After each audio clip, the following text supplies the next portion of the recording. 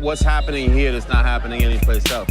I mean, the competitive level starts at 4 years old. Classic rivalry. Hall of Fame type coaches, great personalities. All three schools, though, they changed the game of college football. Florida State Seminole, Miami Hurricanes, Florida Gators. You want to dominate your opponents and you want to get stoned, make sure that you roll up. It's the roll up, it's the vibes. Another beautiful day in the Sunshine State, and I'm kicking it with the illest. Larry on CJ, what it do, my dudes? What's happening, man? Right back like a spine, man. It's been some issues, technical difficulties, and schedule changes, all sorts of stuff, man. I think that's the first miss, right? Ever? I mean, we showed up. It was not really a miss. Yeah. I mean, as far as putting it out now, we ain't never missed. Yeah. As far, as far as the fans concerned, but yeah, we ain't do shit. Yeah, that's a fact. But technology did something to us. I did my job. Yeah, man, I'm gonna tell you something, man. We gonna keep it rolling real quick, but man, I'm gonna give all praises due to the Florida pollen, man. I ain't never had my ass kicked so bad by allergies, bro. Welcome, boy. Yeah.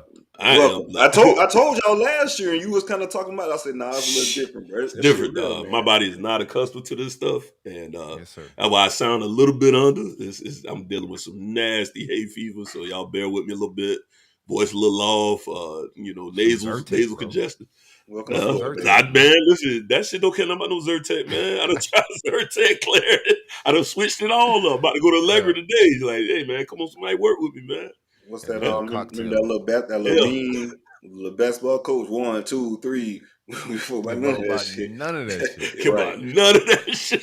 I'm telling you, dog. Real shit, though. What's up, C? Chilling, man. Feeling good, but no, I'm starting to feel the pollen myself, man. I'm a big allergy guy when it comes to pollen. So I had my window down yesterday, just vibing. Man, had my window down and my sunroof up, man. They had like a whiff kind of like coming to the car, bro. I was sneezing for like 5 minutes straight, man. I was like, nowhere in here. AC only, window up, can't do it, man. It's that time of year. Definitely change your air filter in your car, too. Yeah. In your house, too. Yeah, all of them. All of them, bro. I'm on that mission today, man. My air filter is like custom size, bro. You can't just get it out of a regular store. So I almost got the green joint that you got to cut up. Like, man, that's too much work, bro. I'm just going to swing by Costco and get the size I need, bro. We got a big show today. I don't want to get into the pollen and all the allergy talk too deep. We ain't going to make the intro too extensive. Since last week we had Brandon Harris on. We had a lot of clunky stuff happening. We wanted to get with him on Sunday, but had some more scheduling issues. But my man's back today, so we're going to hang out with him. And we got a lot of coaching updates. Spring football is on the horizon. So we got a lot of stuff to talk about, recruiting-wise, everything, man. So let's get into the mix a little bit. Shout out to the great folks at Take a VayCay. Be sure to visit takeavaycay.com. Use coupon code ROLLUP for 15% off of all Delta 8 THC products. All of this is federally legal to your mailbox, man. You don't have to worry about the jump out boys and nobody pulling up on you. They have gummies in the flavor of watermelon, blue raspberry, pomegranate, and I'm missing kiwi. Kiwi is my favorite. Yeah. Shout out to the kiwi. And they also have vapes in the flavor of cherry pie, bubblegum OG, blue dream, and also Shroud Nana. All flavors of those vape pens. I'm not a big vape guy, but I am cutting back on my flower usage in 2023. So I've been vaping my ass off. All great products. Use coupon code ROLLUP at checkout. Hang out, man. Take a vacay. It's that time of the year, but if your tax return ain't dropped yet, you can't take a real vacay. Go and pop one of these gummies. Oh shit! Them people that be like, let's go bring on people up there. I ain't even filed my taxes yet. They try to brag about a little something. I ain't filed mine yet. Yeah. Oh, you filed yours already? Right. Well, fuck, you filed. Get your ass out of here, man. Broke boy filed his taxes soon. The first day he could file. Right. Yeah, shit ain't excited for no single young man with no house. That shit ain't nothing to get excited about for me. Right. Lucky to get 150 back. Like, how much I paid y'all? Yeah, you gotta start going raw and do some dependence. Hey, man, listen, you ain't lying. It might just be worth it. Yeah. I love kids. Let's hang out with Brandon Harris, man. Yes, sir. We have a legend on, man. A Miami legend, a South Florida legend from a legendary family. Also a Houston Texan, former Houston Texan. Brandon Harris, how you doing, my dude? What's good, fellas, man? Good to be back on with y'all. Welcome back, my brother. Thank you for bearing with us and swinging the block, man, and coming to kick it with us one more time, bro. We pretend like we never even talked before. Nah, Yeah, no yeah, doubt. yeah. No doubt. All right, man. So let's get it going, man. Let's take it back. Let's run it back one more time, man. Uh-huh. You probably have fun telling these stories, anyways, right? Nah, I enjoy it, man. I enjoy looking back, remember a lot of old stories. You know what I mean? When I finished talking to y'all the first time, it made me hit a lot of old people up too. Mm-hmm. I That's talked to Yeah. in a while. When I'm talking stories, I'm like, damn, let me hit my dog up real quick. See how For real everybody though, doing. man. That's good. Mm. There we go. All right, well, No, ain't nothing like those. Also, man, it's like a celebration of yourself. Like, damn, like I really did that. I really did Yeah, this. for You know, real. it put a lot of stuff in perspective, man. Real talk. yeah, got to pat yourself on the back sometime. You might be waiting a long time for somebody else to do You ain't lying. it. You Damn might be right. They waiting a always long remind you what you time. didn't do. Yeah, Right. what? Yeah, But no doubt. one thing we gonna do is give you your flowers, man. We give all the Absolutely. Florida legends, man, because there's a lot of legends. We're gonna get your brother on here as well. I want to get Oh yeah, Trayon on yeah. here to That's hang that's out that's dude right there. already, man. But we get the legends on here and give them their flowers before it's too late, bro. You know what I'm Very saying? important. Very important to our Already. platform. But yeah, let's rewind it back, man. So obviously, for those who, I mean, if you into this show, I doubt you don't know. But obviously, coming from a legendary football family from out of South Florida, how was football really first introduced to you? You know, how did you kind of really first get into it? I can't imagine a time where it wasn't really there, but when did you Yeah. kind of get out there and get competitive? Nah, from the start of it though, my first time playing football, man, like we grew up in Liberty City. You know what I mean? My pops was always a high school coach from the time we were born.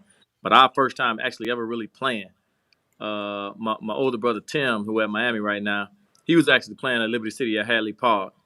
And he was playing, this had to be 96, 97. And I used to go out there and I was just water boy for the team. And then eventually, man, I guess I made a cut here, there, and I done ran the ball, playing throw up tackle. And the coach on the 7-year-old team, he was like, man, Coach, I just need to sign your son up. And that's how I kind of got my first start, just off playing like junkyard ball on the side. Coach so busy, he coaching regulars. He's like, oh, he good too. Yeah. It's genetics though, so you gotta imagine some of it's gonna be passed down through the bloodline. But that's dope. So Did you ever like seeing knowing about your father, your older brother, stuff like that? Was that something like not even you've been on the sideline, but like for me, for example, like my dad played in the league. I was kind of like born into that. For you, was it like, okay, this is all I want to do, or I see my dad playing, my brother playing football, so I got to do it? Even before that coach saw you doing your thing, was that something that you really wanted to do at that point in time? Or Oh no? yeah, that was always in the plans, man. From the time down here, you grew up in South Florida, man. From the time you can walk, you got a ball. Life. Yeah. You know what I mean? Life. You got a ball. We playing football in the street. You know what I mean? You stopping when the cars come by, but you start from the time you can walk. You playing sandlot ball, and I couldn't just wait till I got a chance to play tackle ball. We ain't have like pee-wees and all that stuff back then. You know, you had to be 7. So a lot of kids right now start at 4. But at 4 years old, I was already out there on the park. I was the water boy. I was the chain dude. Shit, I was just waiting my turn to be able to sign up. It's a cool intro though. I guess it get your get your interest peaked and get you jacked up to get ready to get out there and start playing. So you start playing. As a younger brother, watch, because I remember as my brother only a year older than me, so he started that 1 year. I remember that 1 year just waiting to play. Yeah, Whatever it was, man, you just itching. You know what I'm saying? Yep. Like, and that's just like some added motivation, man. Having older brothers play before you play. All right, so like I said, we starting back then, 7 years old. You get out there. What kind of impact you making? Once you get out there amongst the 7-year-olds. When I first started, my first position, I was an O lineman. Oh, man, man. we just had Major on the other week, man, and Major said that was his first time playing through him on the O-line as well, man. Them coaches gonna throw that damn O-line, bro, I promise you. They don't know you. I was an O lineman. They put me at number 24, and I ain't give a shit, man. I was just happy to be out there. Just to be out there. We get about halfway through the season, and our quarterback can't get a snap from under the center. And the coach, he got frustrated, so we had open trials. He was like, "Fuck it, man. Whoever can get 3 snaps in a row without fumbling the snap, you the fucking quarterback." I waited my turn. I got my 3 snaps. That's all I've been doing at the house. I've been getting my snaps and all that. I got my 3 snaps, and I was the quarterback. I mean, that was from that moment till I finished youth ball. I was a quarterback ever since then. What y'all running, man? Yo, spread? Oh, we was beer. We was and we had 3 plays. What? 3 plays, left, right, left play. Brandon left, Brandon right. We had dive right, dive left, and keep the dive and go the other way. That's all we ran. And we had an occasional reverse. You give a reverse every now and then. Yeah. That was it though. We had a good team though, man. My team I played on, we played all the way up. We must have won at least 3 Super Bowls though. We're pretty good. So it's a lot of talent within Miami. Not like you said prior, a lot of you guys played together. So who was all on your team? You guys won 3 Super Bowls in a row, man. I know you had some killers aside from yourself on the team as well. Oh man, we had some Charles Hadley Park legends, man. My boy, one of my best friends, Devon Johnson, named DJ. So DJ, one of the fastest dudes alive when we was playing then. Went to Booker T with me, signed the U1 with me as well in our signing class. We had a dude by the name of Jasper Howard. Jasper was a receiver DB. Jasper went to UConn, didn't he? Went to UConn. Yeah, I remember. Jazz went to UConn. Was all Big East player at UConn. And so Jazz was a dude, man. He played with us the whole time. My boy Levante David was my right guard with me being a quarterback. So he was my right guard and my nose tackle. So he went on and did his thing and still playing at a high level in Tampa. But, man, we had a lot of good players on that team, man. A lot of dudes who probably ain't make it to college either, but at that time, there was a big deal. That's what it is. All right, let's fast forward a little bit, man. You get through the little fella ranks. Now you start to play quarterback. When you got into middle school, are you at this point now like actually getting an opportunity to air the ball out a little bit, or are you? All right. So how was that to actually get the fall back, man, take them drops and spread the football out a little bit there? Well, by the time we got to I'll say 4th, 5th grade, and I was in and out. We had to start introducing the shotgun, and by that time, this when I realized I was a good player. Like when you start going to play other paws and you start going to play your rivals, we would go over town and play. We would go play Gwen Cherry or Northwest Boys Club, and when you get off the bus and you hear everybody whispering your name at the other paws, you're like, okay, shit, I'm like that then. I'm the guy. So that's when I kind of first realized that I'm one of the stars on the team. Like people actually looking forward to come watch me play. How you balance that? How you balance that? Did you find that difficult? Like especially at a young age, coming from that family, and the whispers are starting already. Like was that something difficult for you, or was it something around the house that kept you pretty humble? Nah, it was easy to be humble because shit in our area, man. When you didn't play well, they let you know that too. Right. So it wasn't always sweet. And, it was always a whole lot of stakes on the games, and it kind of just made you be able to play with pressure. It kind of all the way from a young age. I ain't realize this how I got in college that playing in front of big crowds wasn't never pressure for me. When you little, when you playing your rivalry games and Little League Optimists, where they betting 40, 50,000 on the game and they depending on you. That was like, man, all I gotta do is play on TV now. Ain't nobody got their house on the line out here, so I'm pretty straight. It was easy then by the time you made it to play at them levels. Yeah, who from the city, player-wise, what NFL players came back that motivated you? Because there's so many ball players that leave and come back in their big cars or whatever it may be. But what player at that Pop Warner age, or was there any player that you looked up to? To be honest with you, it's crazy you say that because, I tell people all the time and they don't believe me. I'm not saying we ain't have a lot of players that made it at that time, but I'm just saying for me, a lot of them that I had personally had connection with, I didn't know a lot of dudes who made it to the league. To me, my superstars and my mentors came from the high school ranks. That was all I ever focused on. Man, I want to play in high school. Them was the dudes to me. I ain't watch NFL games. I barely watch college. But shit, I was at Trash Pile every other Friday. I'm watching them play. Them was my heroes. So when them high school dudes came back to the games, that's when you felt like, oh, it's real now. Right, when you start watching dudes like Willis McGahee and Andre Johnson and Torian Charles and all them dudes from that era, when they would come back on the park and be on the park for them games, them was your celebrities. I ain't care about who was at the Dolphins or who played for this. Who the star player was at the West then, or was at Central. Them the dudes you wanted to show out in front of. I got you. we'll matriculate a little bit. So you already airing it out, getting it to now. You get it to a decision where things start to switch up in life. Fast forward a little bit, and we spoke on it before. Now we getting ready to move into the high school level, and you got a gang of the homies heading over to the West. This is a powerhouse at the time. A lot of connections there because you being around that program pretty much your whole life. But then now new opportunity arises for the family. So just kind of go over that for us real quick. How was that whole situation playing out for you? That's when it got crazy for me. I tell you, in 8th grade, like growing up, living in Northwestern School District, like my pops, coach at Northwestern, from 97 all the way to 2003. So it was like going every day after school. Like I used to practice with the football team. Like I was in 5th grade, I used to practice with the team. Like I'm running gases. I used to take my gift from Liberty City and I used to get in practice. I used to throw routes to the receivers. I used to do all that shit. So you couldn't tell me I wasn't going to the West. All my boys going over there. We left all of them going over there. And my dad got the job at Booker T. You got to think about it. So I had, it was a divide. And my older brother Tim, he had played 3 years at Northwestern. So he was 3 year player on the team. So this is going to his senior year.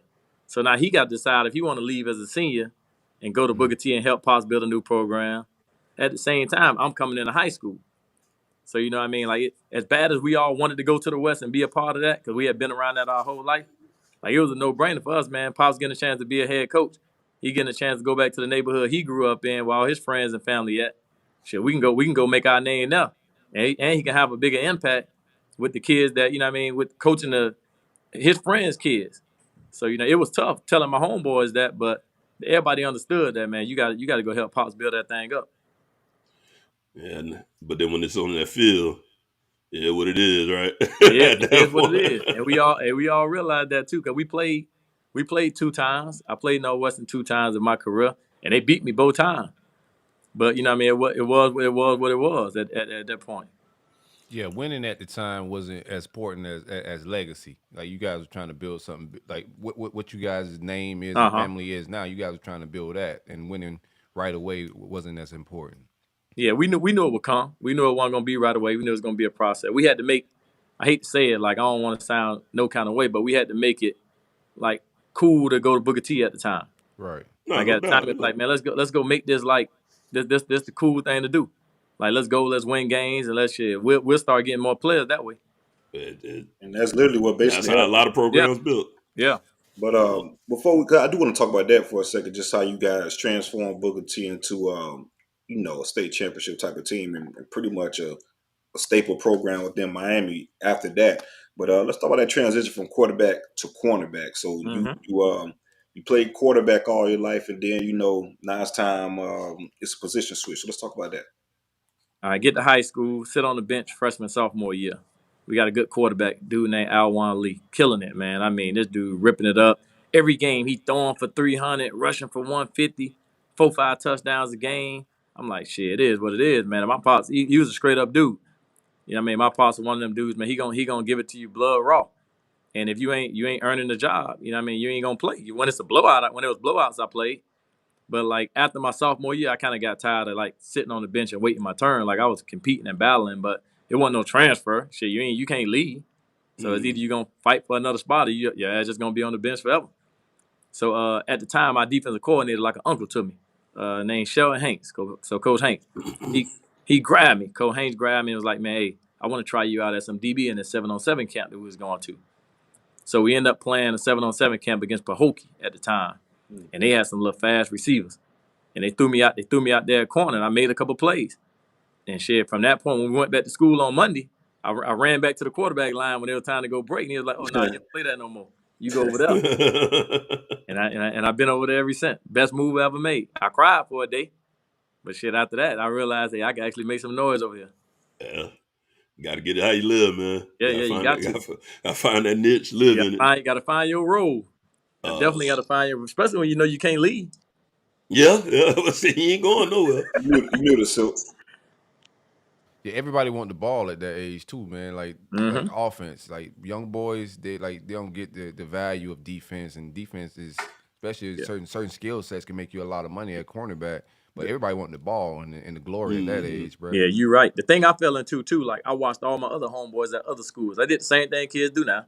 All my other homeboys are going as freshmen, sophomore, making a name for themselves. Right. Everybody was balling, playing early, and I was like the only one out the crew that wasn't playing. And I was like, man, I was crying and I complained. I went home and I cried every day. I used to cry to my mama like, man, they ain't even playing me, man. My daddy the coach.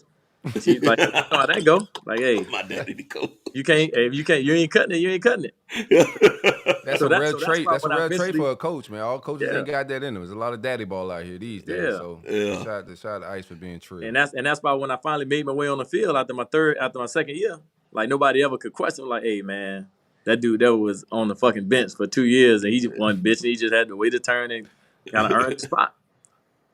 What I'm glad you brought it up. See, what part of playing DB did you fall in love with? To me, I fell in love with obviously defending the pass. You know what I mean? I love being able to pick a ball off and that kind of stuff. I ain't like to tackle. I ain't want to do that. I had to learn a hard lesson about tackling. I did not want to tackle. I forgot about that one for the previous. Run that back, man. My first live game, we played Northwestern in the kickoff classic. I must have missed like 6 tackles. We get to practice that Monday, and my D coordinator, Coach Hanks, man, he grabbed 2 defensive ends. Both of them boys about 6'4" apiece. Cowboy collar, monster, dart shield, all that. And he gave them each a football. And after practice, he made them I stand 10 yards away, and them boys run into me every time until I started tackling. And every day, it took me about a week. Every day, they just would punish me for like 20 minutes every day after practice. Just run me over, step on me, like drag me down the field. And like after a week of that shit, I finally said, you know what, dog? I ain't letting these dudes run me over no more. Right. I'm going to start bringing it. And then after that shit, I find out you ain't got to be a killer. You know what I mean? You can just get them on the ground. That's it. Always you ain't scared. You can tackle anybody. They don't have like impact points. Tackle's a tackle. Yeah. I'd rather be the killer. That was one thing with me, man. I mean, I'm a big dude, so I could take some impact. But I always want to hurt somebody. That was my thing. I could get hurt or hurt somebody. I tell my son, take the Mayweather approach to this contact, right? Get him to the ground, but all that trying to like knock somebody out and all that, bro. Like, man, longevity, bro. Ankle tackle, get a good ankle tackle technique, and you'll be all right. It's crazy, man, because down the line, I don't want to jump too far ahead, but, like, I look at those moments and I laugh about it now because I remember coming out of college. That was one of the things everybody always praised me for going into the draft process. Like, man, this dude is a sure tackler. Like, this dude don't miss tackles. I used to always say to myself, man, I'm glad they ain't know me 4 years ago. If you only knew what it took to get here. Right. But you got to appreciate it, though, really. You got to really appreciate it at the end of the day. Beauty in the journey. Yeah. So coming out, all right. So you play corner. How was that? Honestly, transitioning to watching the program grow into being one of the top programs and having a chance to like say you went 0-2 against Northwestern, but that was a really stacked program at the time. So losing them when you can't hang your head. Everybody wanted that last year, but that's what everybody really wants. I'm gonna give a crazy stat, and people don't realize it until you say it to them. Like I played 4 years of high school ball, and we played the best of the best. You know what I mean? And in 4 years, I only lost 2 games to Dade County opponents, and those were both to Northwestern. Like we've always swept everything else in Dade, and we've always like battled our own. Man, we've never lost to Central, never lost to Carroll City, never lost to Edison, never lost to Jackson, never lost to no Dade County program. But But building that up, we still had to fight for that respect and for people to put Booker T in that category. Like, hey, these dudes can play, right? Because we never won a title. We always lost in state. 3 years in a row, I lost in the state semifinals. And it took to my senior year in high school to go undefeated, win a state title, win a game on national TV, and then people finally realized that, hey man, all right, these dudes can play. Talk about the dynamic between you guys and Miami Northwestern, because we spoke a little bit before the last week's show, and I was kind of shocked. I thought it was a little bit competitive, but what was the dynamic between the 2 programs? It was a competitive atmosphere, but I wouldn't say like it was no animosity. Like all of us grew up together, especially in that era. Like everybody on those core Northwestern teams from like 2005 to like 2008 when we graduated. All of us were childhood friends, so it was a friendly rivalry, but we also supported each other too. Now we were lucky enough where we weren't in the same classification where we didn't have to play each other in the playoffs and nothing like that. So we were playing the regular season. Then after that, we can root for each other. Like once the time they got the playoff ball, they went and did their thing. We went and did our thing. But it was always friendly. It was always more like a brotherhood, to be honest with you. Because when we were seniors, both of us made it to state together. We stayed and my dad and Coach Roland Smith were good friends because he worked for Coach Smith at Northwestern.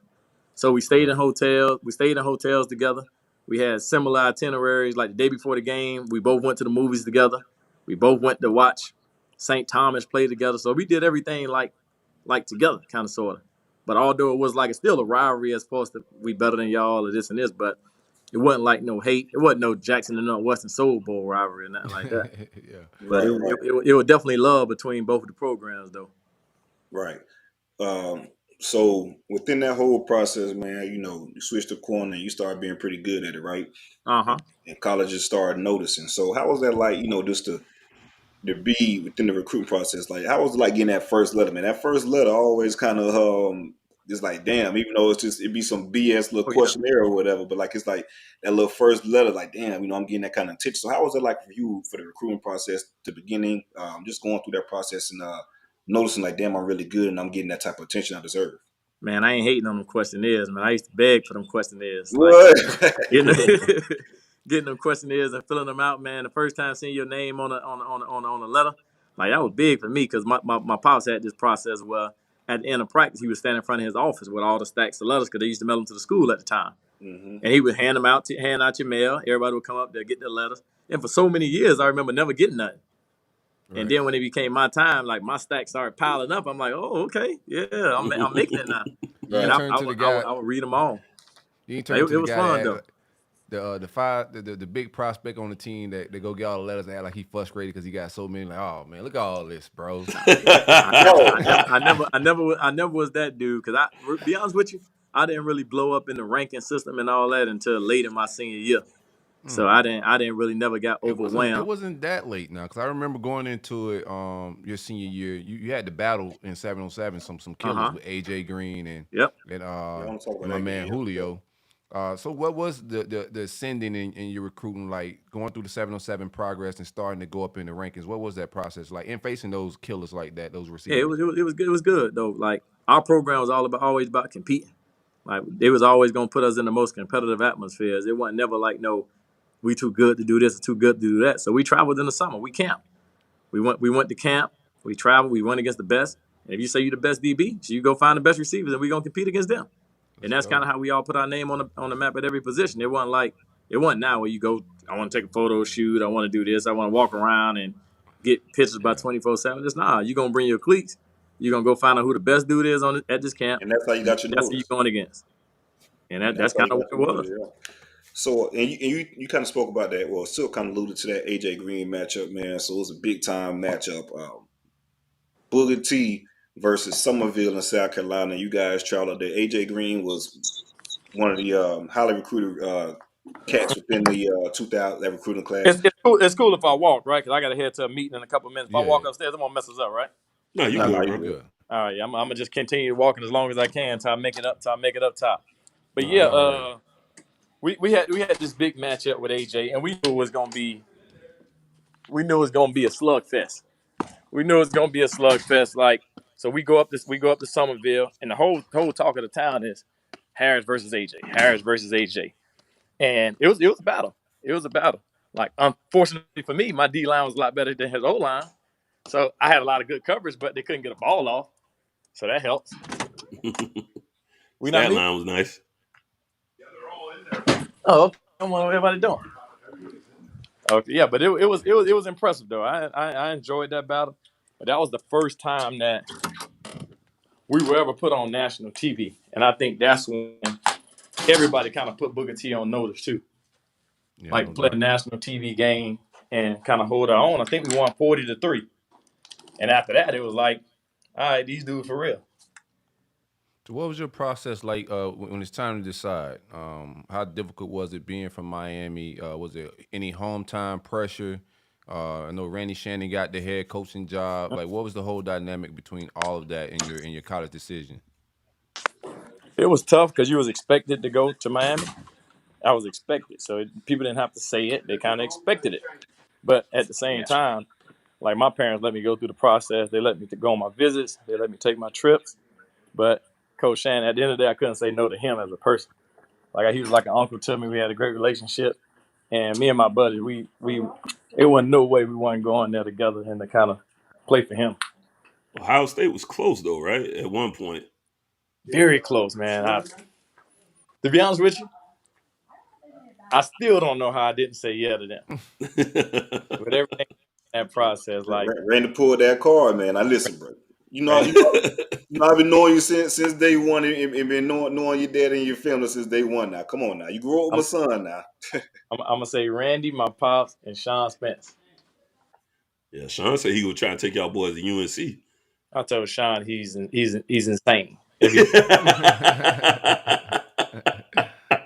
Sean trying to take y'all boys to Carolina. I told him he was insane because first they always thought we was going to Rutgers together. Right, I remember you mentioning that. I said, let's be real. We ain't going to Rutgers, dog. Let's not even fool ourselves. Then I said, you know, man. Then I was like, we want to shock everybody so much. Why don't we just shock everybody and go to Miami? That'll shock everybody enough. Turn out that way. Hey, Beard, don't start no meeting on your own. Yeah, I'm messing with the guys right now. We just hanging out in front of Coach Herman's office before we get ready. Is Coach in there yet? You just said no staff meeting. No staff meeting? Oh, great. Then I got plenty of time. I ain't got no meeting. I can go back and sit down. We can Look go. at God.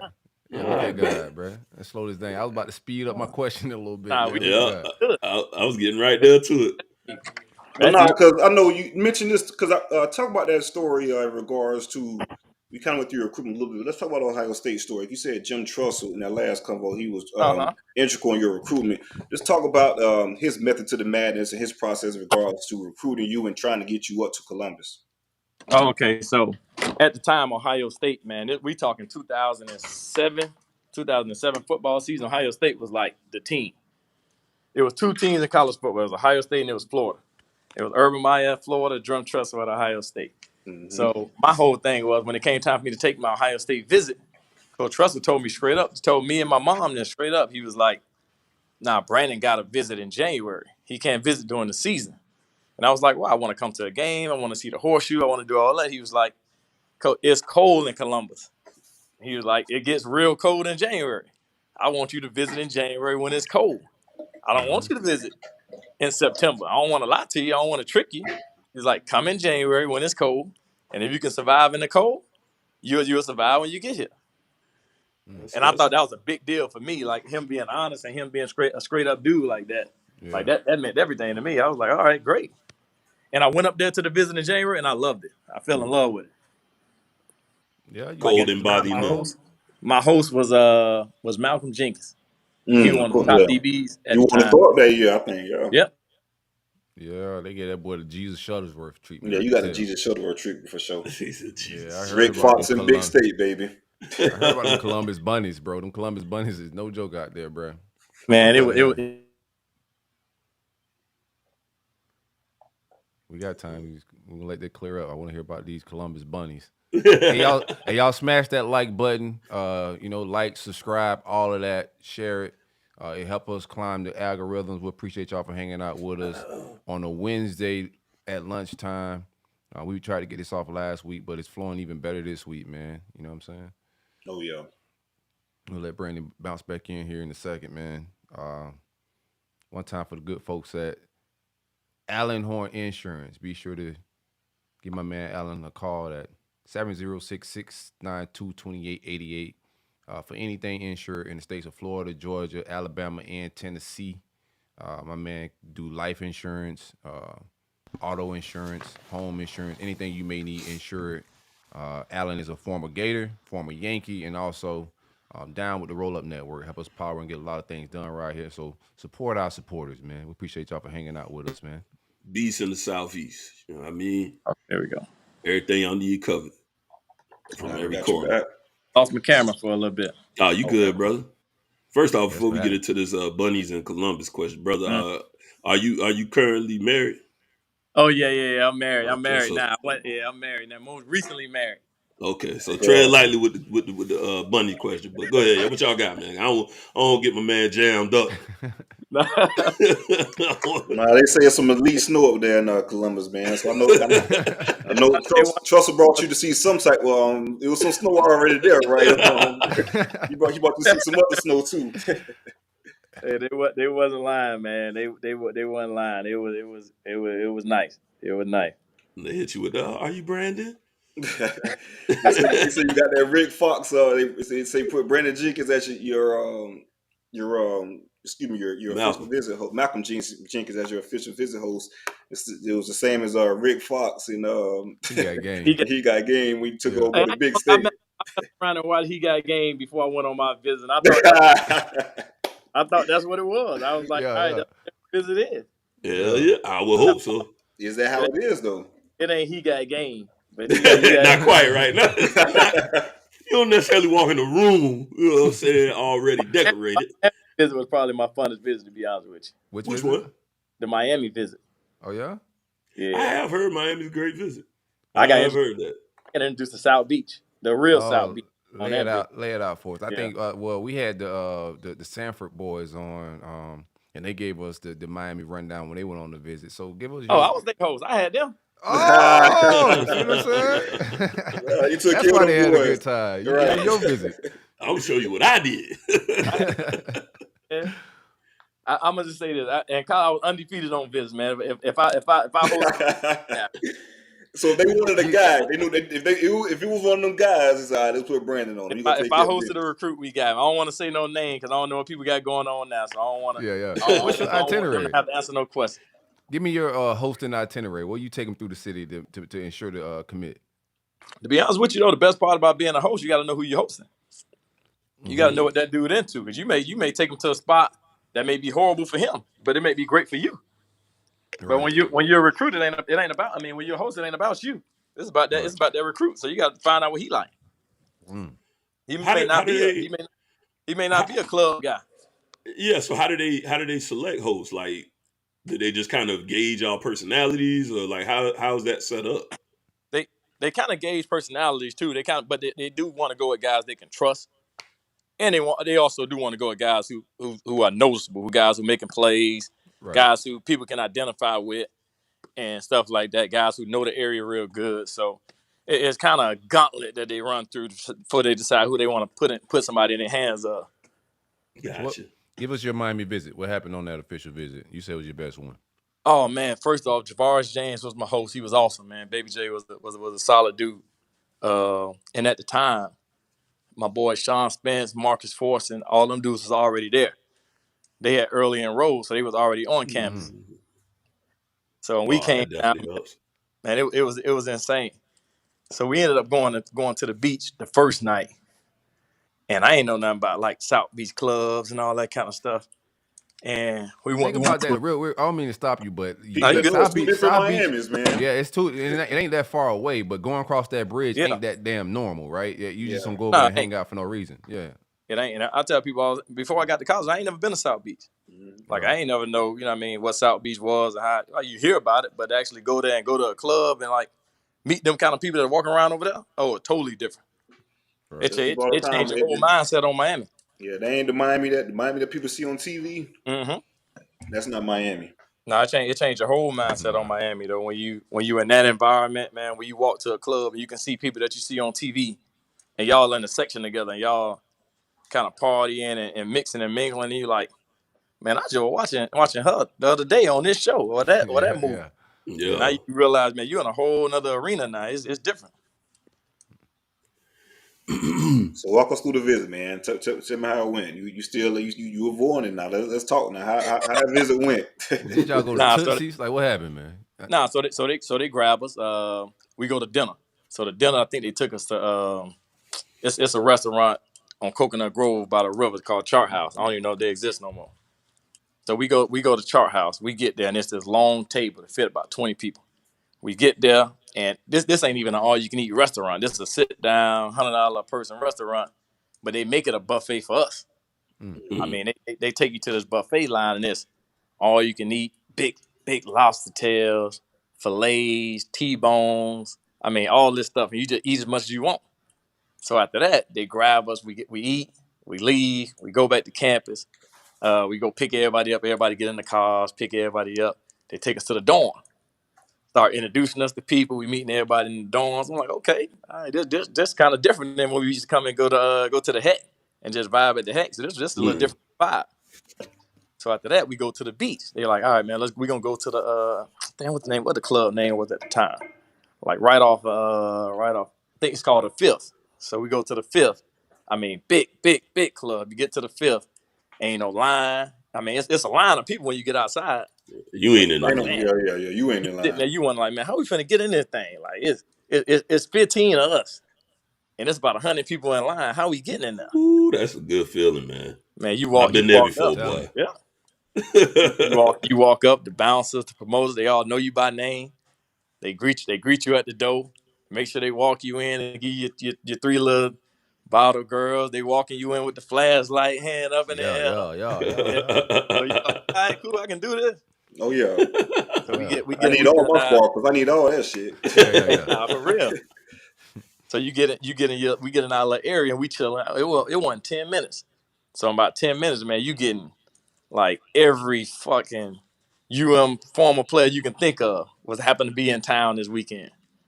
And they all coming up to you, everybody dapping you up, telling you, man, how they need you at the crib, and kind of like you were born to play here, man. Like, we need you here, and that kind of stuff. And then from then, they kind of go to their little area, and before you know it, everything you can ever imagine was coming your way.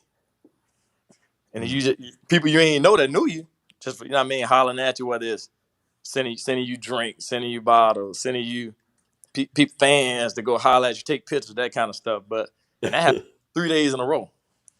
I'm talking 3 days of that, man. Everywhere you went, you just was like a star. Yeah, I didn't send all these drink to 18-year-olds. Yeah, you weren't used to that. You weren't used to that. You ain't supposed to drink it no more. Yeah, you ain't had to drink it. They'll tell you that straight up. Yeah, for sure. But just the fact that it was coming your way, everybody wanted to go see who you was. The love being shown, yeah. You right.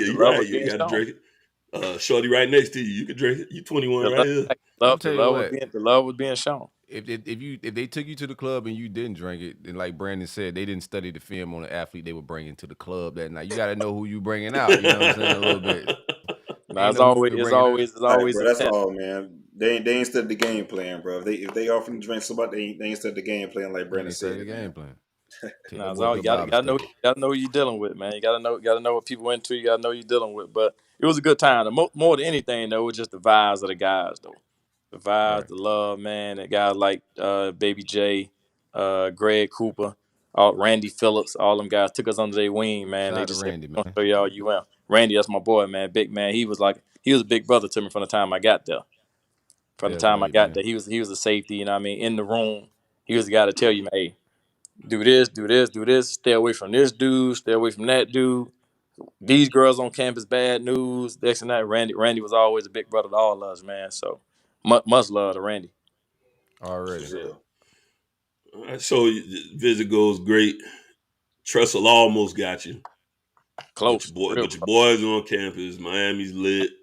You feel like the man when you walk through. So it's all love. And finally, you decide, all right, Miami it is. Mm-hmm. We're gonna go ahead and keep it home. So what was like kind of making that final decision? What was the final straw basically? To be honest with you, I finally felt that peace when I finally signed. You know what I mean? Before I signed, I kind of felt nervous. I kind of felt like, damn, am I screwing this up? Or am I deciding on these things for the wrong reason? Or am I making the decision for everybody else and not me? So I was kind of nervous. But when I finally got to sign and send the paperwork in, that's the first time I felt like, man, this is where I'm supposed to be. Like when I signed, I put my little deal on, and then I walked off the stage. I was like, man, I'm good. Like I don't think I could have ever went anywhere else, really and truly, in my mind after that. Brandon, we talk about the fun parts of recruitment and stuff like that, the visits and all of that, but like you say, man, it's a stressful time as well. I mean, you got all these coaches hitting you up, things. I know it's a lot. It's vastly different from now than it was back then, but you got a lot of coaches hitting you up constantly. And this also as an 18, 17-year-old young man, this you tell them, these people know on life-changing decisions and things like that. Was that process? I know you, of course, you had your dad and you're going to kind of guide you, but was that process tough for you in that aspect? Just the grind of the recruiting, the hassle of the coaches calling you, telling people no, and things like that. It was hard. I will say that. Like I ain't know what I was getting myself into at the time. Like I thankful I had my parents involved to kind of help steer me. And I had Tim, my older brother. He was and a lot of people don't know this. Tim was a track athlete at UN when I was coming out. So that was low key another huge factor for me going to Miami, was to be able to go to school again with my brother. Right. Like, even though he was on the track and I was on the field, but to be able to share a campus and to go there and have that bond with him again, that was like the icing on the cake for me. So a lot of stuff I bounced off him too, like him and my mom. But one thing my pops always made sure we did was respect everybody that recruited us. He was like, man, you respect every coach, you give them all your time, because they, no matter what level you think they is or what level you think you is, talk to them all, man, because these coaches rotate. You know what I mean? These coaches change schools. This coach, man, he may be coaching you next year. You shitting on him, and he may be your position coach at UM next year. Right. That's facts. Made a lot of sense. So even after I signed to Miami, I had to go back and I had to text all of the coaches, like my final six. I had to text all those coaches a thank you note. And thank you for recruiting me, that it didn't work out, but I appreciate the time and I appreciate the effort they put in recruiting me and my family. So I did that to all them guys. And believe it or not, a lot of that stuff paid off later on in life. Stand up, bro. Yeah, move. Yeah, that was good on your pops having foresight, because the football world is small. Once the higher up you go, that funnel gets smaller and smaller, and before you know it, you gonna run right back into a guy. Man, you run back into people so quick, man. You realize that, dang, man, this dude right here, like, was insane. Like, for example, at the time, UCF was one of my final six schools, and UCF was my long shot school. There was my school, I think, legitimately recruited me probably the hardest outside of Miami. And they were not the UCF of the day, so they weren't nowhere near as a competitive level as Miami, Florida, Ohio State, but they were genuine. You know what I mean? They recruited me as a staff, Coach O'Leary, Coach David Kelly. Like, all them dudes, they showed me a lot of love. And like, I kept doing relationships, and me having a relationship with certain people, long story short, that's kind of how I ended up at FAU last year. Right. Kelly. I mean, Coach Kelly was here. Already. That's crazy. He was like, oh man, yeah, great family, great dude, recruited this dude. And even before then, so I'm at the Houston Texans. I'm in my fourth year in Houston. I done got drafted there. I'm in my fourth year. So we get a new coach. They fire our coach. They hire Coach Bill O'Brien. His offensive coordinator and quarterback coach is a dude named George Godsey. So it came time. They had to make a decision on me whether to keep me on the team or to move on from me. And George Godsey spoke up for me because he was on that UCF staff that recruited me coming out of high school. And he remembered that. And he like, man, great dude. What if you would have trolled him? Yeah, for real. Right. Exactly. He'd have been Exactly. like, Exactly. He kissed my whole ass. Get him up out of here. Exactly. Rabbit got the gun now, baby. Exactly. Before we get into your Miami stuff, what was the remainder of your top six? I know we had Ohio State, Florida, Miami, UCF. What was the last two? LSU. LSU was big, and they tricked it off on their visit. It was. Why he the LSU visit always? I heard LSU visit go up, man. So LSU and who was my sixth school? Dang. Was it Florida State? Florida State. Oh, okay. I liked Florida State more than Florida State liked me. So that relationship never got off. They were 2008 because I was in the same class, man. They was on TJ Bryant real heavy. Yeah. Lincoln, right? Yeah, Lincoln. Yeah. TJ was highly recruited. Yeah, he went to USC, correct? Yeah. They was holding out for TJ real heavy, man, because he was highly recruited. He was like one of the top 5 cornerbacks in the nation. I remember it was TJ. They wanted TJ bad. I went on 3 unofficial visits to Florida State on my own dime, and they ain't paid me. They ain't looked at me twice. That's crazy, bro. That's terrible. You get to the campus that fall. Randy Shannon, new coach. You fresh on campus. Some of your boys got there early enrolled a little bit. But what was it competition wise? When did you have that moment of like, yo, this is college football. It's gonna be a little tougher than I thought, or just a different vibe. Like, what was your moment? Oh man, getting in training camp, it was like a high school all-star game all over again because we had so many dudes in our recruiting class that were dependent on the play. So when we got to camp, they kind of threw us all out there. It was like sink or swim. So we had the opportunities early. So you know, what I mean, we battled, we competed. But I think game one, I was already like a starter in like the sub package. I was like the nickel or something like that. And I you know, what I mean, I played decent, but I didn't realize I was in college ball until I got my first true start. And I got a wake up call that shook me for the rest of my career. And that was when I realized I'm in college now. This ain't high school. You can't be out here half stepping. What was that against? Yeah. So I got my start. Something happened. Somebody got hurt the week before, but we getting ready to play Florida State. This in 08. We at home, Miami, Florida State. I get my first start. And man, Kristen Pond is the quarterback. And long story short, I thought I was prepared. I thought I had practice. I thought I had watched enough tape. I thought I did at the time. But we played a game, and I was a complete liability for the defense. Like, and that's one of them things. Like, I was a liability. Like every time they drop back to throw the ball, it was like, hey, find number one, throw it this, throw the ball to his man, and let's go at him. At least that would have felt like to me. That's what the play call in the huddle was. Throw at one. That was the play. Thing. Yeah. That was the play. Find the dude, they can't hide him. If you go to this side, throw to that side. If you go to that side, throw it over there. So we did that. The run play, check out the run.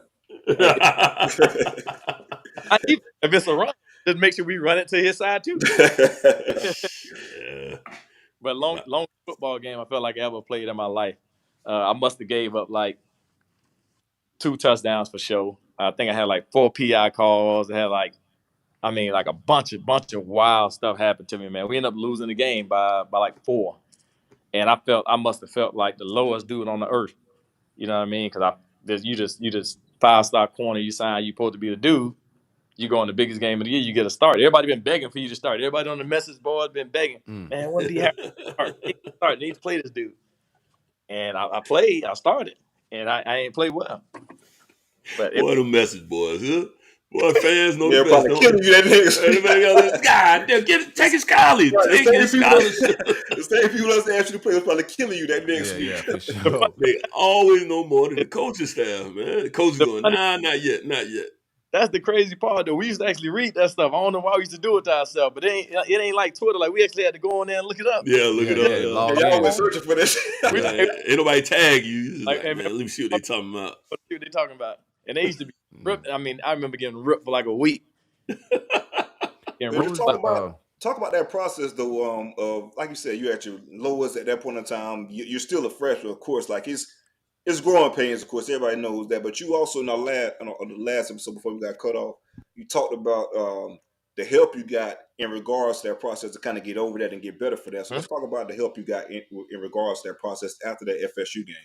Yeah, I think after that, one of the smartest decisions Coach Shannon and the staff made, it was like, all right, cool. We ain't gonna crush his confidence. We're gonna pull him. We're gonna let him play the sub package stuff still. So I did that for the rest of the year. Wasn't a starter. Played the sub stuff, and then after the season, Coach Shannon, Coach Andrew Swayze, all them dudes, they partnered me up. They gave me a mentor, and my mentor they gave me was shit, man. My mentor they gave me was Ed Reed. So Ed would come back and train with Coach Swayze in the summer already.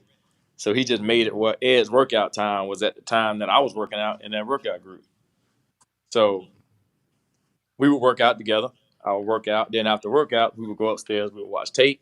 We would pick apart my game. We would kind of see how I can get better. And like the one thing we did was he taught me how to study. He taught me how to watch tape. He taught me what we was looking for. And he taught me myself as a player. Like, man, this ain't your game. Don't be out here trying to play like this dude. That ain't how you play. You play your best when you do X, Y, and Z. And one thing he made me do, though, for like 3 weeks straight, we watched the Florida State game.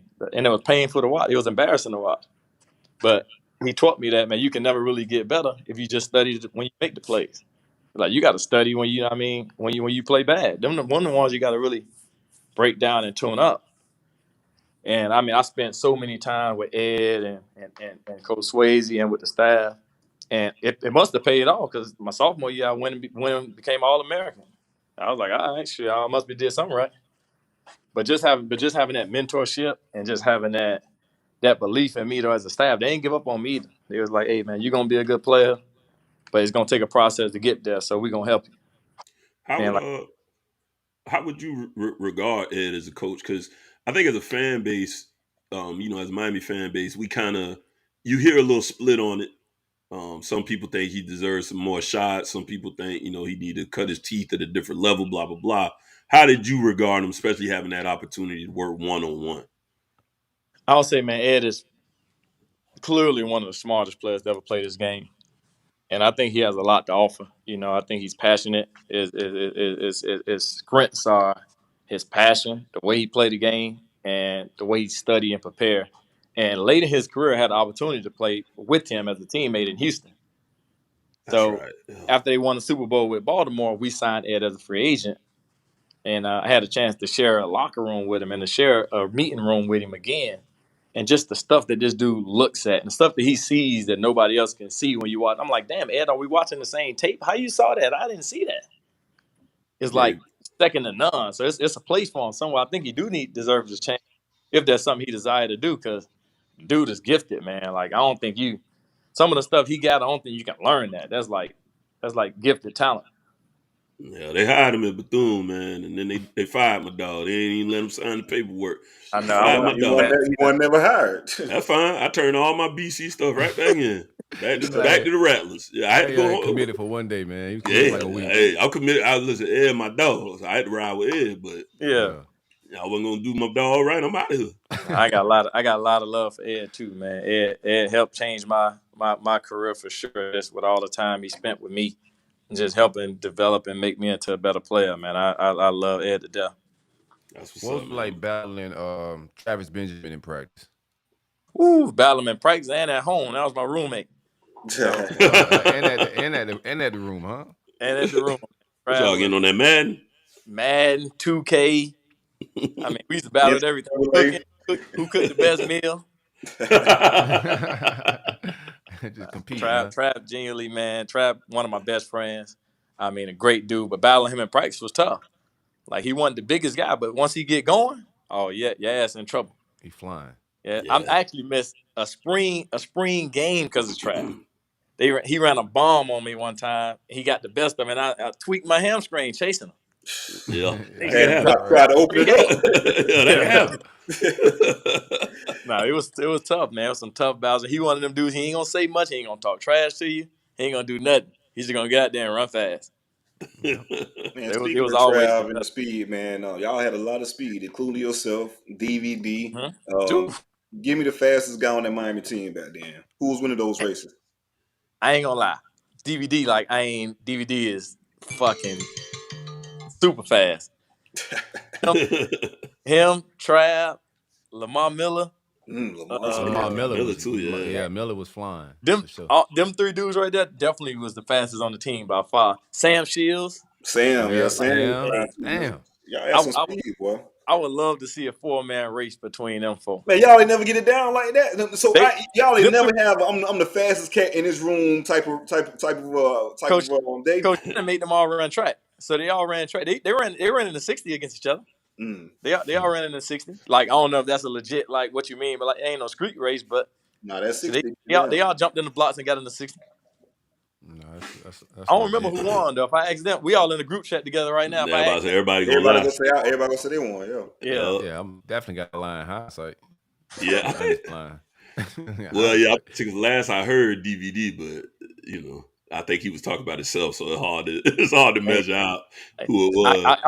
I won't argue with neither one of them, man, because all of them dudes got lightning speed. I remember being at the combine with DVD, and like we was in like separate combine groups, but I remember watching him run. I was like, dog, you fast as shit. Yeah. 4.28. Yeah. 4.28, man. Different. That boy was flying. I saw he jumped up the board right there. But I saw that every day. That's what I saw in practice every day. I said, man, this dude can run. He long and he can cover. Shit. Anybody gonna be getting. What was the locker room message like just coming into that? Because it was something totally different at Miami. It hadn't been no black coach down there before. a guy that's from the city and about everything that's Miami and bringing in that elite recruiting class. What was the buy-in like, and what was the message like when things got tough and wasn't going as smooth? What was all that process like, man? I think the buy-in was right away because everybody came there with the same purpose. Everybody came there on the same mission. My homeboys ain't gonna like that I'm about to say this, but I tell them this all the time, so I'm gonna share it with y'all too. I think the one thing I thought that we went wrong at, I thought our staff and Coach Shannon, I talked to Coach Shannon about it too, so I don't mind saying it. So I thought they all catered to our class a little too much. Like our class was so highly recruited, it was such a big time. I thought they kind of tweaked some of the traditions of Miami and what made Miami to kind of make us comfortable in our class. That's real. And that started with something simple as every freshman class in the history of Miami, when freshmen came in, they got a ball head. That was a rite of passage. Like from the 2007 class, right before, everybody got a ball head. When we got the number one recruiting class. Sean said he ain't cutting his dreads. That's the first I thought about. A bunch of guys said that I ain't cutting my hair, and I'm like, man, nah, that's what you do when you go to Darius. Yeah, all the boys had dreads. And we was lenient. We said, you know what, y'all ain't got to do it. Don't worry about it. Let's not. I got locks. I'm making that a part of my commitment. Like, hey, listen, man, I signed this paper if I ain't got to cut my shit. Yeah, Benjamin hair was already super long too. Yep. But I tell them that I say, man, but we all knew when you went to Miami, that freshman photo, you get your damn ball head and you grow your hair back, whatever you do. But we was the first, you look it up, we was the first class that didn't do it. Didn't cut their hair. And did it happen in any other ways though, outside of that, like cultural wise, playing time wise, practice wise? Did you guys get any other like just benefits and preferential treatment? No, I wouldn't say culture wise. I will say this. I will say a lot of us being closer to the neighborhoods and all of us being from here. If I could imagine being a coach now, I could imagine there must have been a lot of outside pressure to play us. Right. I could imagine like being from the neighborhood as well too. Exactly. I could imagine like the calls coaches was getting at that time, like y'all signed all these local superstars. These dudes need to play. I can't imagine how much of that they might have got.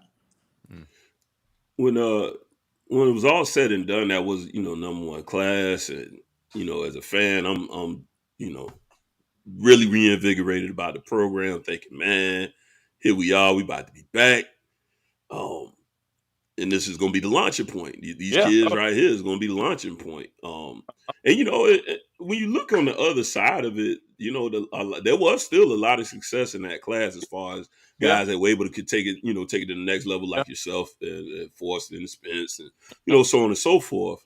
But we asked, we had the opportunity, we had Forston on to ask him what he felt like separated you guys, because there was talent there. What kept it from coming all together and being the dominant team we thought that we would get? I wish I could have heard Marcus answer. I wish I could have heard him answer. I can tell you what he gave. He said recovery. He said back then. See, I was sharing showers and all, bro. Like he said lack of resources, not just like it was a lack of. He didn't think that Randy was giving the resources and that was crazy. The back. You see, I had one cold tub. Seriously though, like only one cold tub. Yeah, he said one ice bath and a muscle milk. You know what I mean? That's what y'all had at the time to really get yourself back tuned up for the next game. Versus these other bigger programs that had a lot more resources to get you guys prepared for that next week. He's right. We didn't have the resources. Like we didn't have what everybody else had. We had our training room wasn't the best. We had great trainers, but not a whole lot of resources to get stuff done. And we had a great staff that only could do so much with what we had. But I'm gonna go a step further. I'm always giving my honest opinion. I'm gonna go a step further. And this is me, Force, all of us still good friends to this day, and we all had these conversations. So everybody know how I feel on the subject. I feel like one area we lacked in. I don't feel like as homeboys, I don't feel like we all helped each other accountable. Too friendly. As friends, as friends. And It's that's all right. real too, man. Friend. Especially with y'all boys Real being shit. all from Yep. little on Yeah. up. I understand Yep. that. That's real. I don't feel like we all bumped heads enough and kind of grew that way. And it's funny you say that because usually in the friend group, there's a guy like that. I'm that guy in my friend group with the guys that I grew up with. Like when people wasn't holding it down, Yep. people made the neighborhood look bad, I would be the one Yep. to like gather everybody like a drill sergeant. Like, how you let homie get beat up? And y'all Yep. sitting out there telling me it was a 1-on-1, yada yada yada. Yep. Like I would always call for that. So but I could also see if I wasn't there, Yeah. when I left for college. Yeah, them boys all got messed up. Everybody went off and scattered in wrong directions. So I could see That's real. lacking that guy, how important that would be. Yeah. You need that. We all were so close, man, and we all cared about each other so much. Nobody wanted to rub each other wrong. It was times where myself personally, where I knew I probably didn't play how I needed to play for us to win, and Right. I was so disappointed in myself, but I was also scared to face my boys too. Like it was times like I waited for them to approach me and say, "Hey, man, I want you out there. Right. You need to be better." Yeah, man. I like that talk Sometimes because that stuff never happened. right, it's easy to blame coaches and the program and everybody else, but like self accountability is everything. And we know you like as people when we're not studying film as much as we should and like practicing and doing the off season work and the self work to be able to make sure Randy Shannon and those guys are successful as well because it's a mutual thing. He got to be able to help you guys and give you guys a resource, and you guys should be putting in the work to help him out as well. So I just like to hear that type of talk of like self accountability of we dropped the ball some too. It wasn't just the resources in the program, agree. but we fucked up as well. I agree. I think we definitely did, man. Like I tell us that all the time, and I say I don't think I did enough as a quote unquote leader of the team. And I was one of the dudes that you can check me, man. If I ain't play well, I mean, you can come tell me, hey man, we need you to play better. So whatever you did this week in your prep, you need to be better. And I don't think we hold each other feet to the fire enough. And looking back at it now, how much talent we had, all of us went to the league. Yeah. All of us got drafted. All of us, was able to play, have healthy careers. So no reason for us to not have had more success. So but a lot of it started with us too, though, and that kind of stuff, in my opinion. Nah, I'm glad you said that. Yeah, like you said, that's always that's one of my key arguments I have with fans. We get a lot of the coach, this is the coach. I'm like, listen, man, coaches put you in so many positions, so many opportunities. Players got to play. That's just the truth of it. He can teach you the techniques, but they're talking about missed tackles. I was like, well, yeah, he missed the tackle because he was there to make the damn tackle. Exactly. Tackle. You know what I mean? That's you getting better at your craft at that point. How much more can I help you? Always the easy way out to say, "Our coach didn't do this, the coach didn't do that." Without, they can't go out there and make the play for us. So at the end of the day, you got to make the damn play. Like if a coach draw up a scheme perfect, man, you 1-on-1. Come free, you blitzing, you come 1-on-1 and get a sack, and you miss. I don't know what the hell you want the damn defensive coordinator to do. Right. Run his ass out there and take off his headset and go sack the dude. You got some that might. You got a few might run out there with you. What was your favorite game to play in? Like, you played in a lot of big games. Florida State rivalry was up there. I know the stadium stuff is iffy in Miami, but at Miami's peak, what was your favorite game? I think it's hard to go against the Florida State rivalry. Always playing that game. Always was fun. Always was important because like those are the games that you grew up that people always talked about. Like playing against Florida State. We only played Florida once in our career, and they beat us our freshman year in 2008. They went on to win the national championship, and that kind of was that. But the Florida State rivalry, you always look forward to that because you knew those games were always going to be. It was conference games too, so it was double.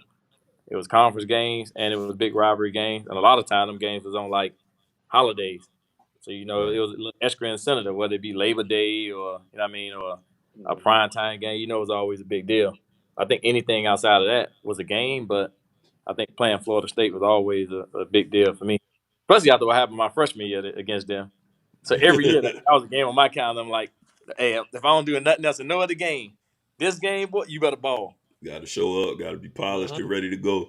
Mm-hmm. You got to play up in Virginia Tech. I think that's one that like people don't. I got to go there one time, and Lane Stadium pretty nice, yeah. It is, man. Yeah, talk about that atmosphere just a little bit. Going in there because I think that's really as a Miami fan, that's one of the only other stadiums that Did y'all play in we get to play in. Brandon, did y'all play in the Horseshoe too as well during your time? We did. We played in the Horseshoe our junior year. That was 2010. Yeah, we played in the Horseshoe in 2010. That was nice, but they was kind of friendly, if you ask me. Like, they fans weren't mean. Like, the fans in Virginia Tech, they tough to play. They tough to play in front of. They loud. They aggravate. That's amazing because I sure was about to get in a fight with Ohio State fans. I was at the bar pissed. Oh, I ain't never forget that. I was ready to hook off, man. Yeah. Yeah. They was giving me a little too much. Yeah, man. I wasn't feeling it, Yeah. And some days you're going to win something, you know what I'm saying? Like, I'm like, all right, okay, let Miami lose this game. You keep going. You got to win something. Yeah, I'm going to take me a W home today. That's why I prefer to watch big games at home because I have a lot of energy watching them type of games, and people may take it the wrong way. You know what I'm saying? So I like to watch them type of games at the crib. Do you think I think Jacory Harris is underappreciated as a Miami quarterback? What's your overall opinion about Jacory and his legacy as a Cane? I agree, man. I think a lot of people don't understand like how much Jacory accomplished as the quarterback at Miami, but also I think a lot of people don't understand how much he accomplished with so much pressure and expectations too. A lot of pressure and expectations. Like a lot of pressure and expectations. Being a high school quarterback, a local guy that probably didn't. I don't know if he don't think he lost a high school game. Coming to Miami and they're like, "Oh, you need to single-handedly turn around to you and do this and do that." So a lot of stuff Jacory probably played with the weight of his world on his shoulder every game he went out there. Every pass was like, "Damn, this pass right here got to fucking change the program." So a lot of weight was on his shoulders, and I can imagine like watching him as a teammate, all the stuff he dealt with. When it was good, he got a lot of love, got a lot of praise. But when we didn't have success, he got a lot of the backlash too. Some of it was unfair. But I all in all though, I thought Jacory was a good player for us. I thought he was solid. I thought he was as consistent as you can want a guy to be. You know what I mean? At that time in that system. And like I appreciated him a lot as a teammate and as a quarterback because he never lost his composure. He never fucking went crazy. Like he always just showed up every day and with the same guy, no matter if he was getting held up in the streets or if everybody was damn bashing him that week. I think if you look at his numbers, man, I thought he did a hell of a job.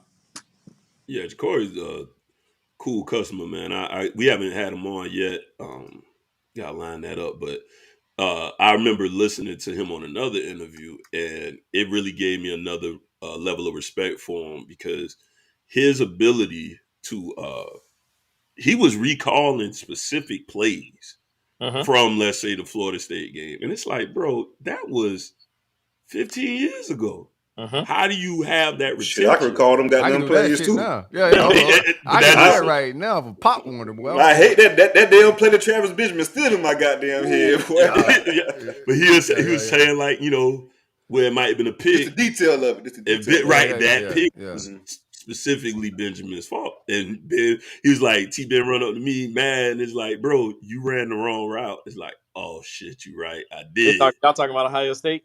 I think it might have been Ohio State he was recalled. See, I can't remember. My memory ain't shit. I know. That game and that conversation right there with me and Trav being roommates and stuff like that sparked a lot of controversy in the locker room for a long time. There was a comment made by a coach at the time. I can't remember who fucking said it about who fault it was and the worst you can do in the paper. You don't point to, don't say nobody's name or say it was this person, that person's fault. And I remember that. I believe he was saying, I remember that. I know what you're talking about. And he was saying, a lot of those interceptions wasn't on Jacory. And I think he did specifically say they was on Travis. Sitting in the living room with Trav during that time, man, I remember him being real pissed off. And Trav don't get pissed off about a lot. Yeah. But I remember him being real pissed off that, you know what I mean, especially when your name get called and out to the media and stuff like that. We all kind of own up to our mistakes and stuff, but it's a little different when it's out there like that. And that's one thing we always said, man. We all got to eat our mistakes, but man, we can't never call nobody's name. Yeah, I think I guess it ran his defense a little bit because like you just said, people they piled on heavy on Jacory. They did, and he was pretty much probably defending his quarterback at the same time. Just devoid the name called name. Yeah, just say receivers. receivers didn't run the You right don't want to route. split the or- locker room, man. You Right. worrying about the media, then you split and have issues in your own locker room. You know Oh, what I'm Exactly. saying? it got bad for a couple of weeks between the receivers and the quarterbacks. It got rough a couple of weeks because of that relationship. But yeah, cool customer. Yeah, we get Jacory on him, man. He was Great dude too, man.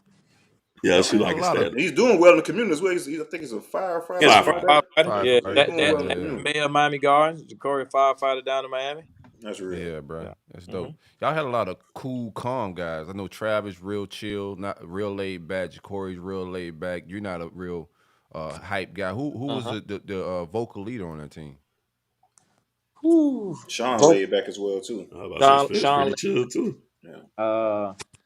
To be honest with you, I think our vocal guys, man, I don't know if we had any Nobody was crazy. saying shit, huh? See that kind What's of it- goes back to what you what he said, said, though. yeah. Yeah, in regards to Did you have holding McCarthy accountable. then? Accountable, yeah. Colin McCarthy was there. He was there. He loud now. Was he loud then?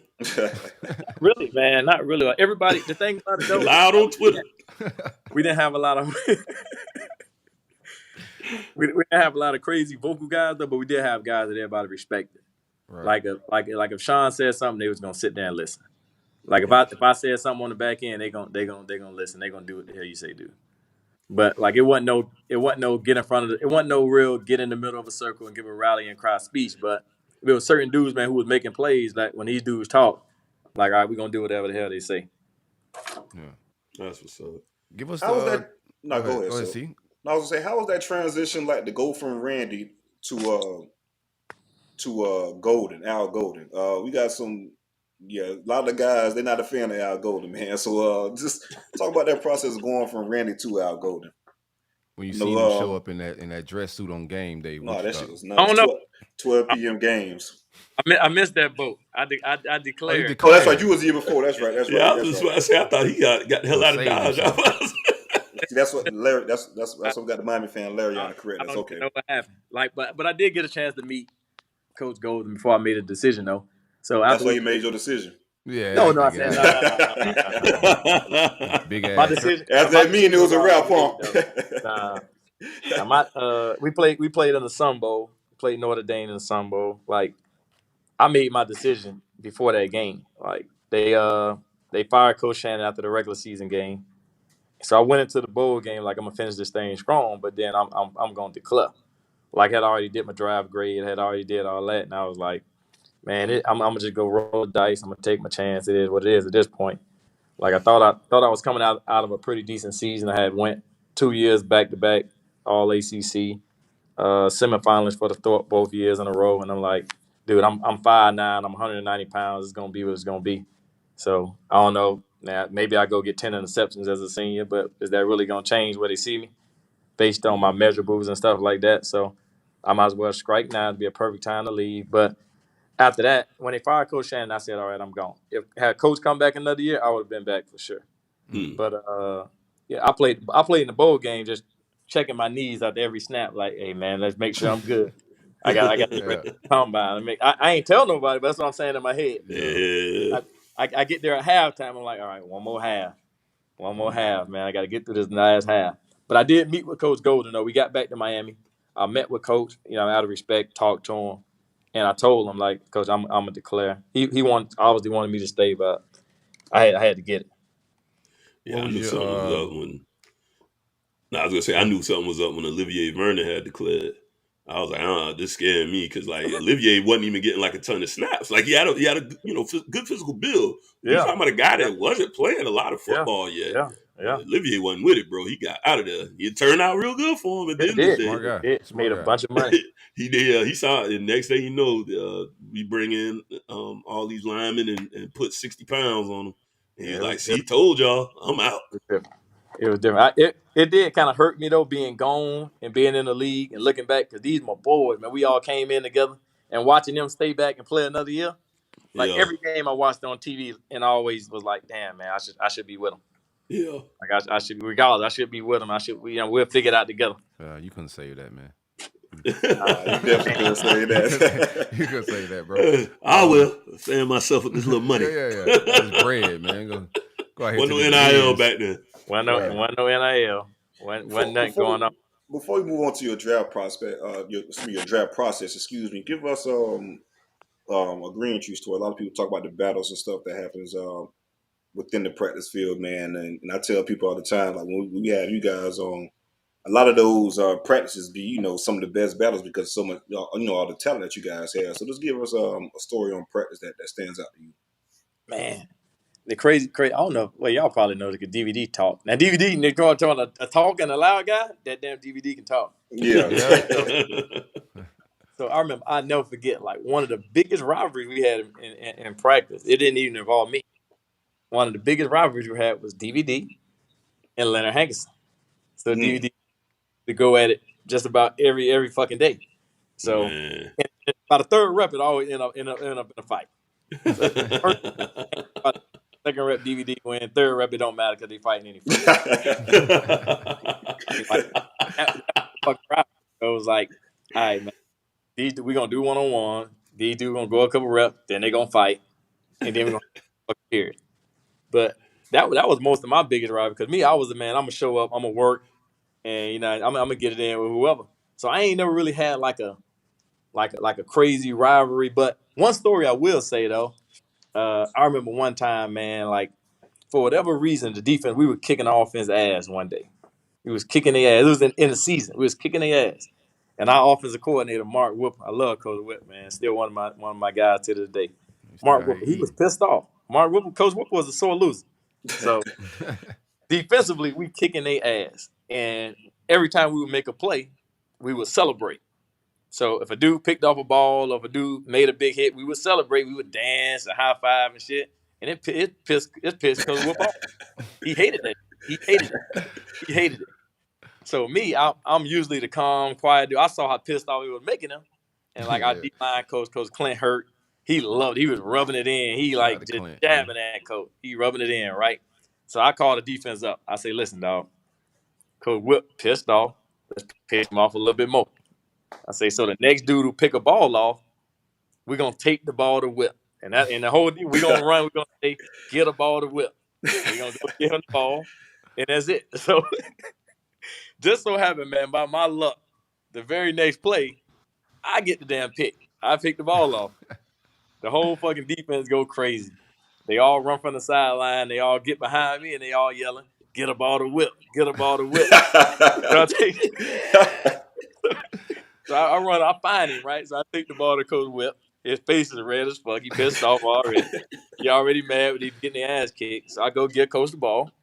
Coach look at me, slap the ball out my hand because he pissed off. He look at Coach Shannon. He goes, you gonna fucking let them do this to me?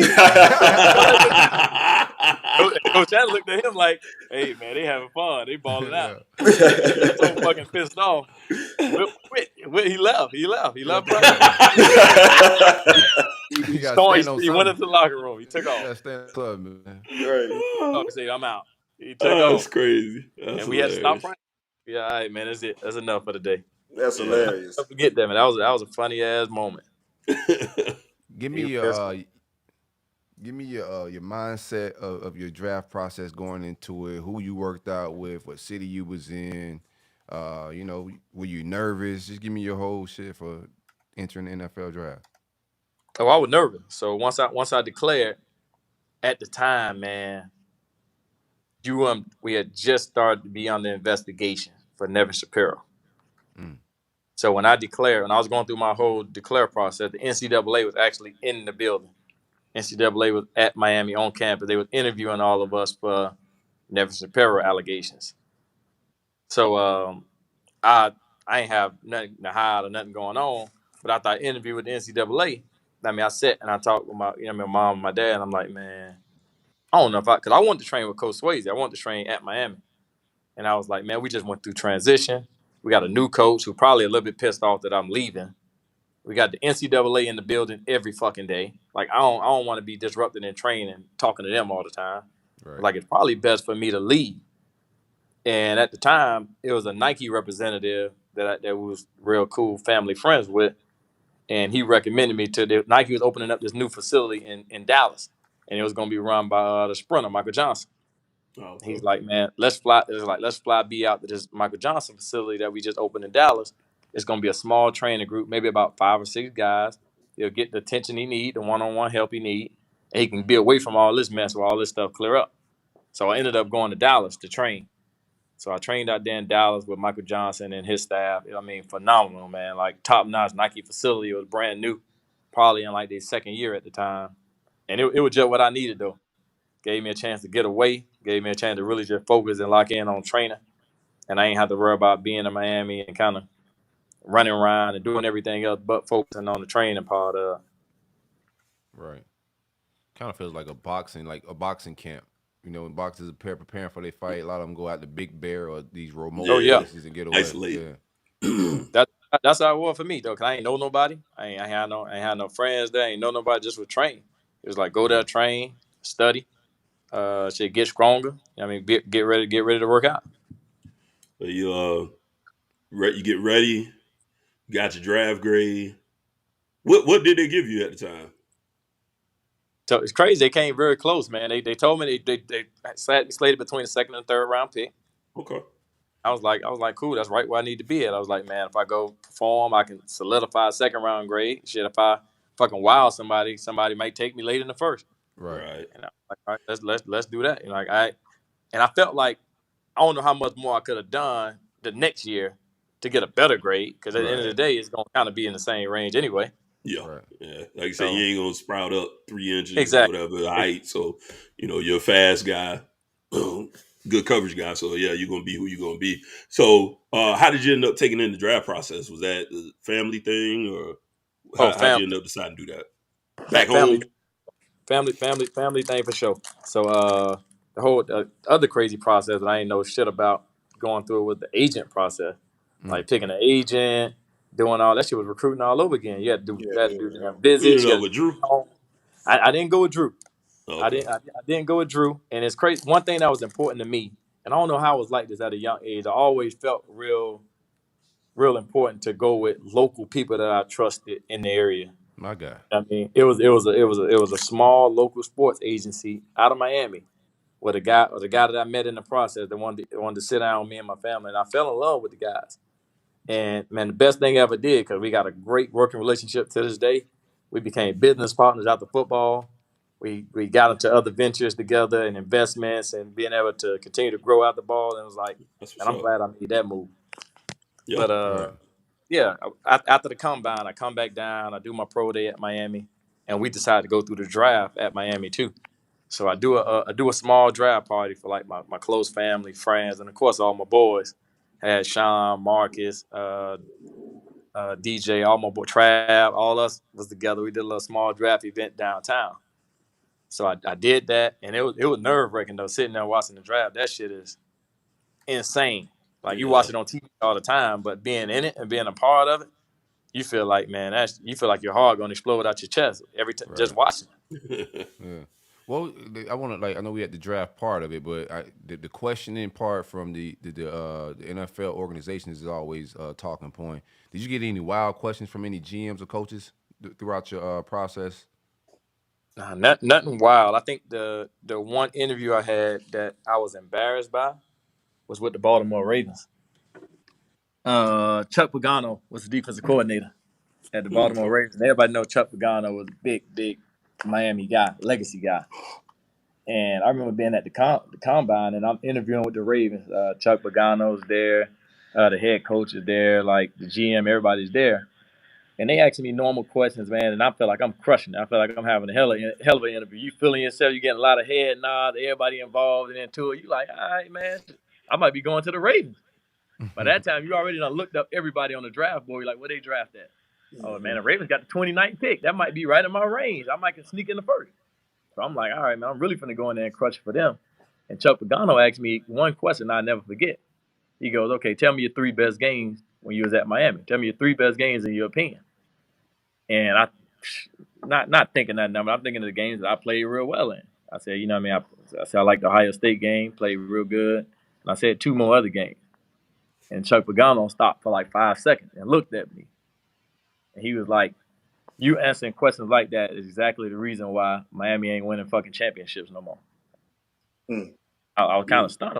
What you mean, Coach Pagano? Like, you just asked me my 3 best games. He was like, y'all fucking lost the Ohio State game. Like, how you gonna tell me, like, you been one of the best players on that team, that was the best game you played and y'all fucking lost? I wasn't fucking good enough. He was like, the fact that you think like that you ain't thinking about wins and losses, you just worrying about how you feel like you play individually. Obviously, you ain't help your team win, so that shit wasn't good enough. Damn, and man, I felt low after he said that. I was like, damn. And like that was tough. You say him being a Miami guy as well, like it hit a little harder. So that's real. He hit home because I like him seeing me as a disappointment in that light was like real bad. And I text my brother when I left out of there. I was like, we ain't going to Baltimore. That was out the window. Yeah, so we crossed that one out, man. I screwed that one up. So what was it like when the Houston Texans, they call you before the general public find out that you're drafted? What's that like when they hit you on the horn and let you know that they're about to take you in the draft?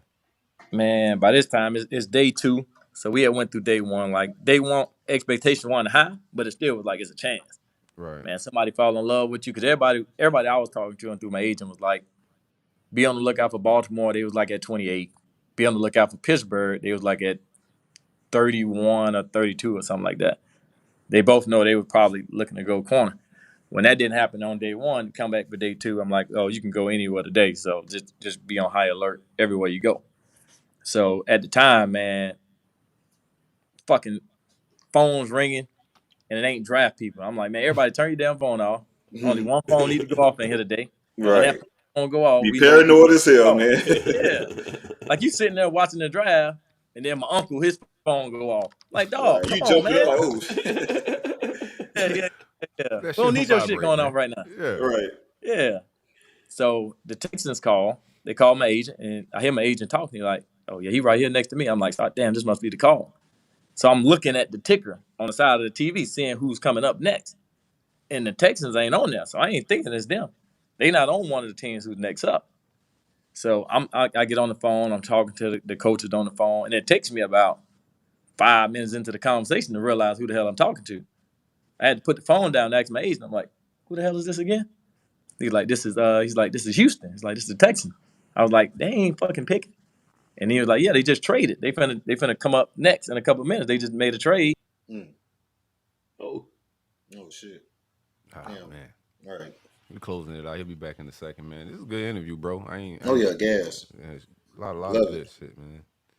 Some dope ass stories. Yeah, that Chuck story is real dope, man. Real dope. I like that. Yeah, especially from like a cultural mind. I think a Miami culture type of thing. Like he felt that shit. Like he really felt that shit. I think I'm back. Yeah, you back, bro. You back. All right. Yeah, man, that crushed me though. But when I was like, you talking to the Texans, and I was like, oh shit, we out. And the first thing I thought about after I talked to them, I hung up the phone. Obviously, I left the room. I cried. Went to be by myself for like 10 or 15 minutes, and then I came back in the room, hugged my boy DJ, hugged Trav, hugged Sean, cried with all of them for like another 5 minutes. You know what I mean, spent some time with my family. Then the next call I get, like an hour later, was from Andre Johnson. And Dre was like, hey, yep. And I remember my pops coached Dre when he was in high school. And, you know what I mean, Dre would come back to Miami, too. He was one of the guys that came back and work out with us and mentor the guys, too. And Dre, the first thing he told me was, he was like, hey, you good now. Don't worry about it. Say, as soon as you get here, just know you with me. And I was like, bet. Shit, that's right on time. And Dre held up that end, man. Like, on my first flight into Houston, he picked me up from the airport. And I was a little brother to him. You know, he took me around everywhere with him, hand in hand. And that's kind of how I got acclimated to the city. I got acclimated to the league and the locker room, too. Like, I ain't had no issues, man. Like, I was Dre's little brother, so. Take you out to the field and cook your ass up, huh? Oh, what? He ain't discriminating. You with me. Don't worry about it. What the fuck? Hey, dude, you trying to help me. I am. Hey, I am helping you. This day, I'm teaching you. This is what you're gonna get. That's a dope story, man. Especially with you know, it kind of shows also, man, just not only that that family ties, because we hear all the time about how much it's a brotherhood within former players within and stuff like that. But also, like you said, your dad coached him as well. That shows just the Miami ties in general. So that's a real dope story. Yeah, ties were crazy in Houston though, man. When I got drafted to Houston, we had 8 dudes on the roster that was from Miami, that played at Miami. 8 dudes. It was fucking sick, man. We kind of like took the locker room over. Imagine that. How was it like? How was it like being in Houston though? A couple more questions. How was it like being in Houston? Just the city itself. Oh, to this day, man, still my second favorite city. To me, it's Miami, just in Texas. Like it's a bigger version of Miami, man. Like the weather, the food, the culture. I mean, everything about it, man. When I got there, I didn't know much about the city. My first time living out of the state, obviously playing my college ball here, but shit, getting to Houston.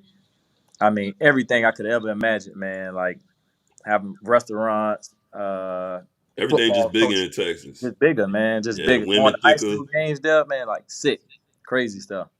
Yeah, stadium's bigger. The women thicker.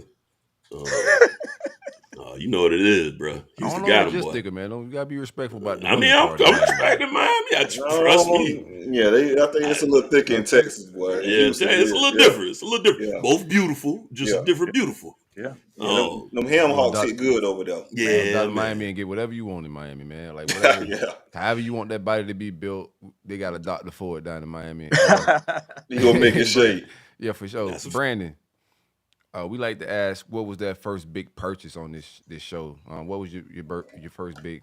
When you get that check, that bonus hit, what you go buy? Man, the first big purchase. I don't think I made a big purchase until my off season. When I got back down in the off season, obviously I went and partied, did the club thing a little bit to get it out of my system.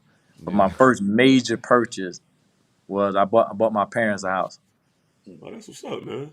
My first major purpose. Yeah, I came down, took them around, let them look around for a little bit, and then they picked they found what they wanted, and I kind of let it go for a little while, didn't say nothing for a minute.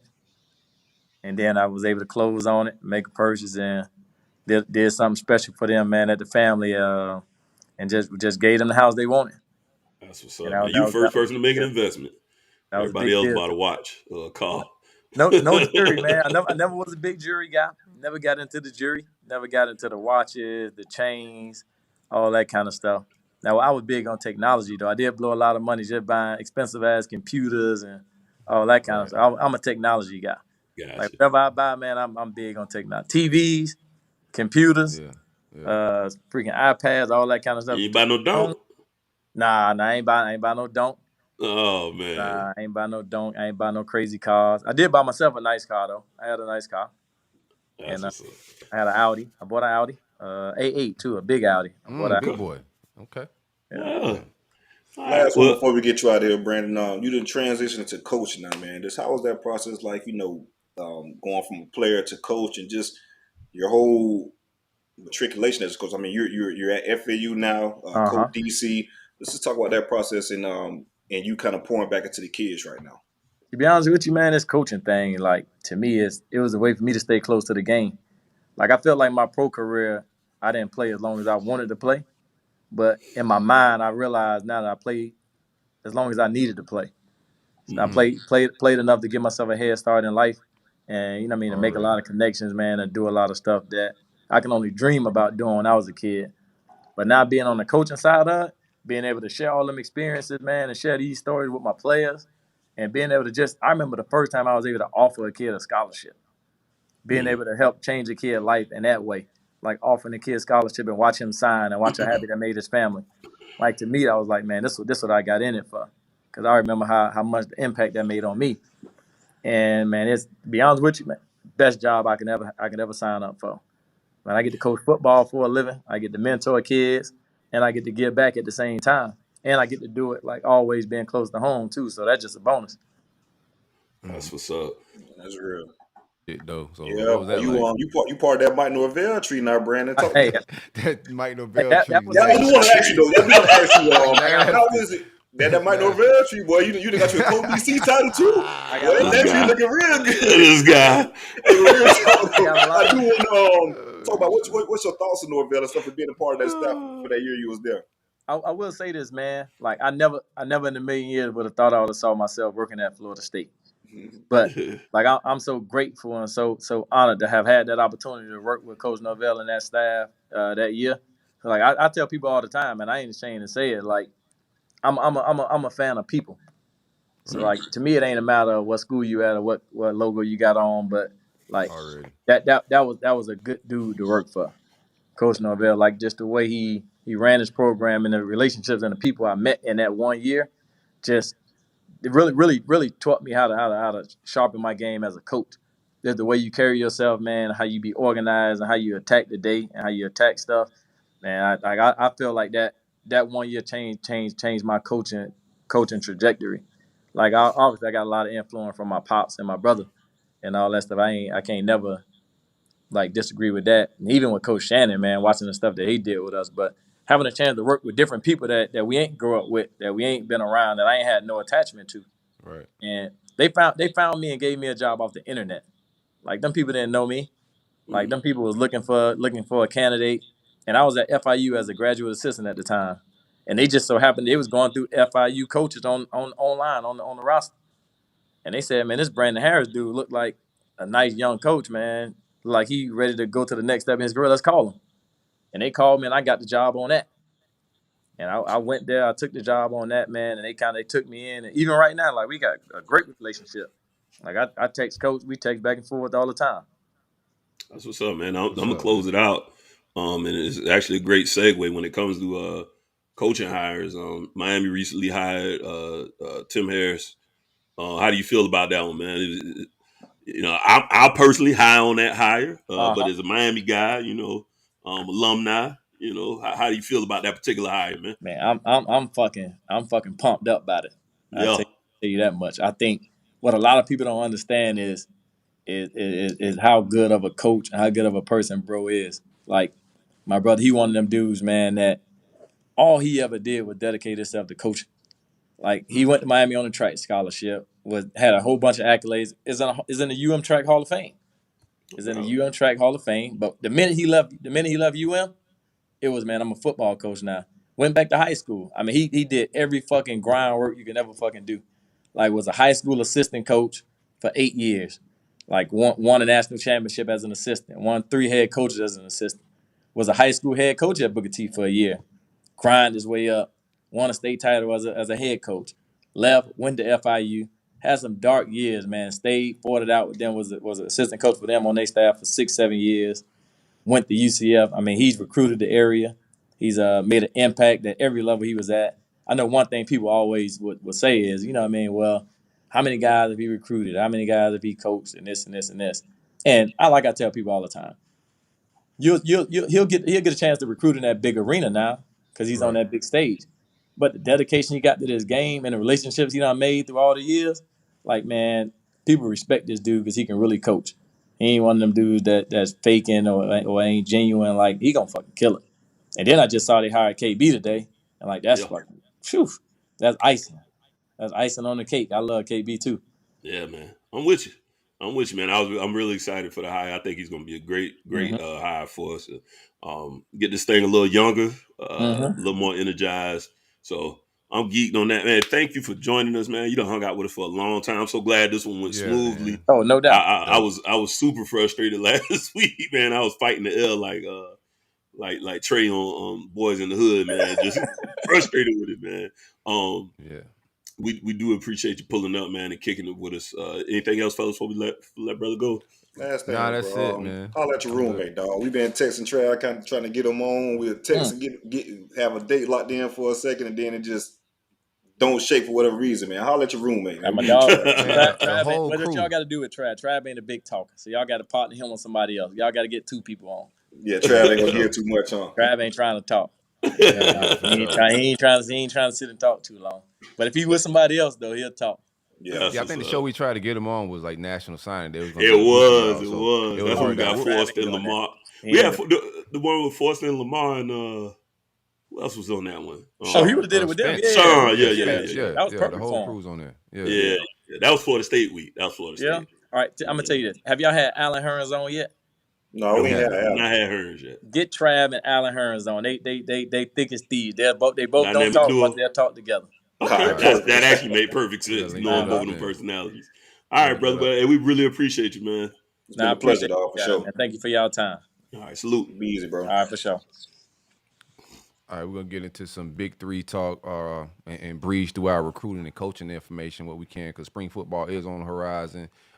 Thanks for hanging out with us on this hump day. Smash that like button, beef in the comments, and talk about Big Three football. So, we're gonna get into some shit talking, and it's been a fun week of trolls. CJ had a high motor and like I just can't keep up. I'm bro. done, Like, bro. goddamn. I'm done. You I good, was Zay? 2 days and not. I'm done now, Yeah. bro. All my shit is. I may respond to a tweet, but I ain't doing nothing. Yeah. Yeah, I'm done, bro. Two I days missed and the I'm out. action.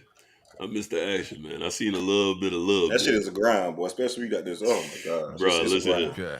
they bring it to me. I'll be like, so don't bring me anything. When people bring me anything to me, I'm like, who care nothing about That's it? fun times, man. It's fun stuff to be able to. This what it's all about, right? We talk shit. It's all cool. Some people take it too serious. Exactly.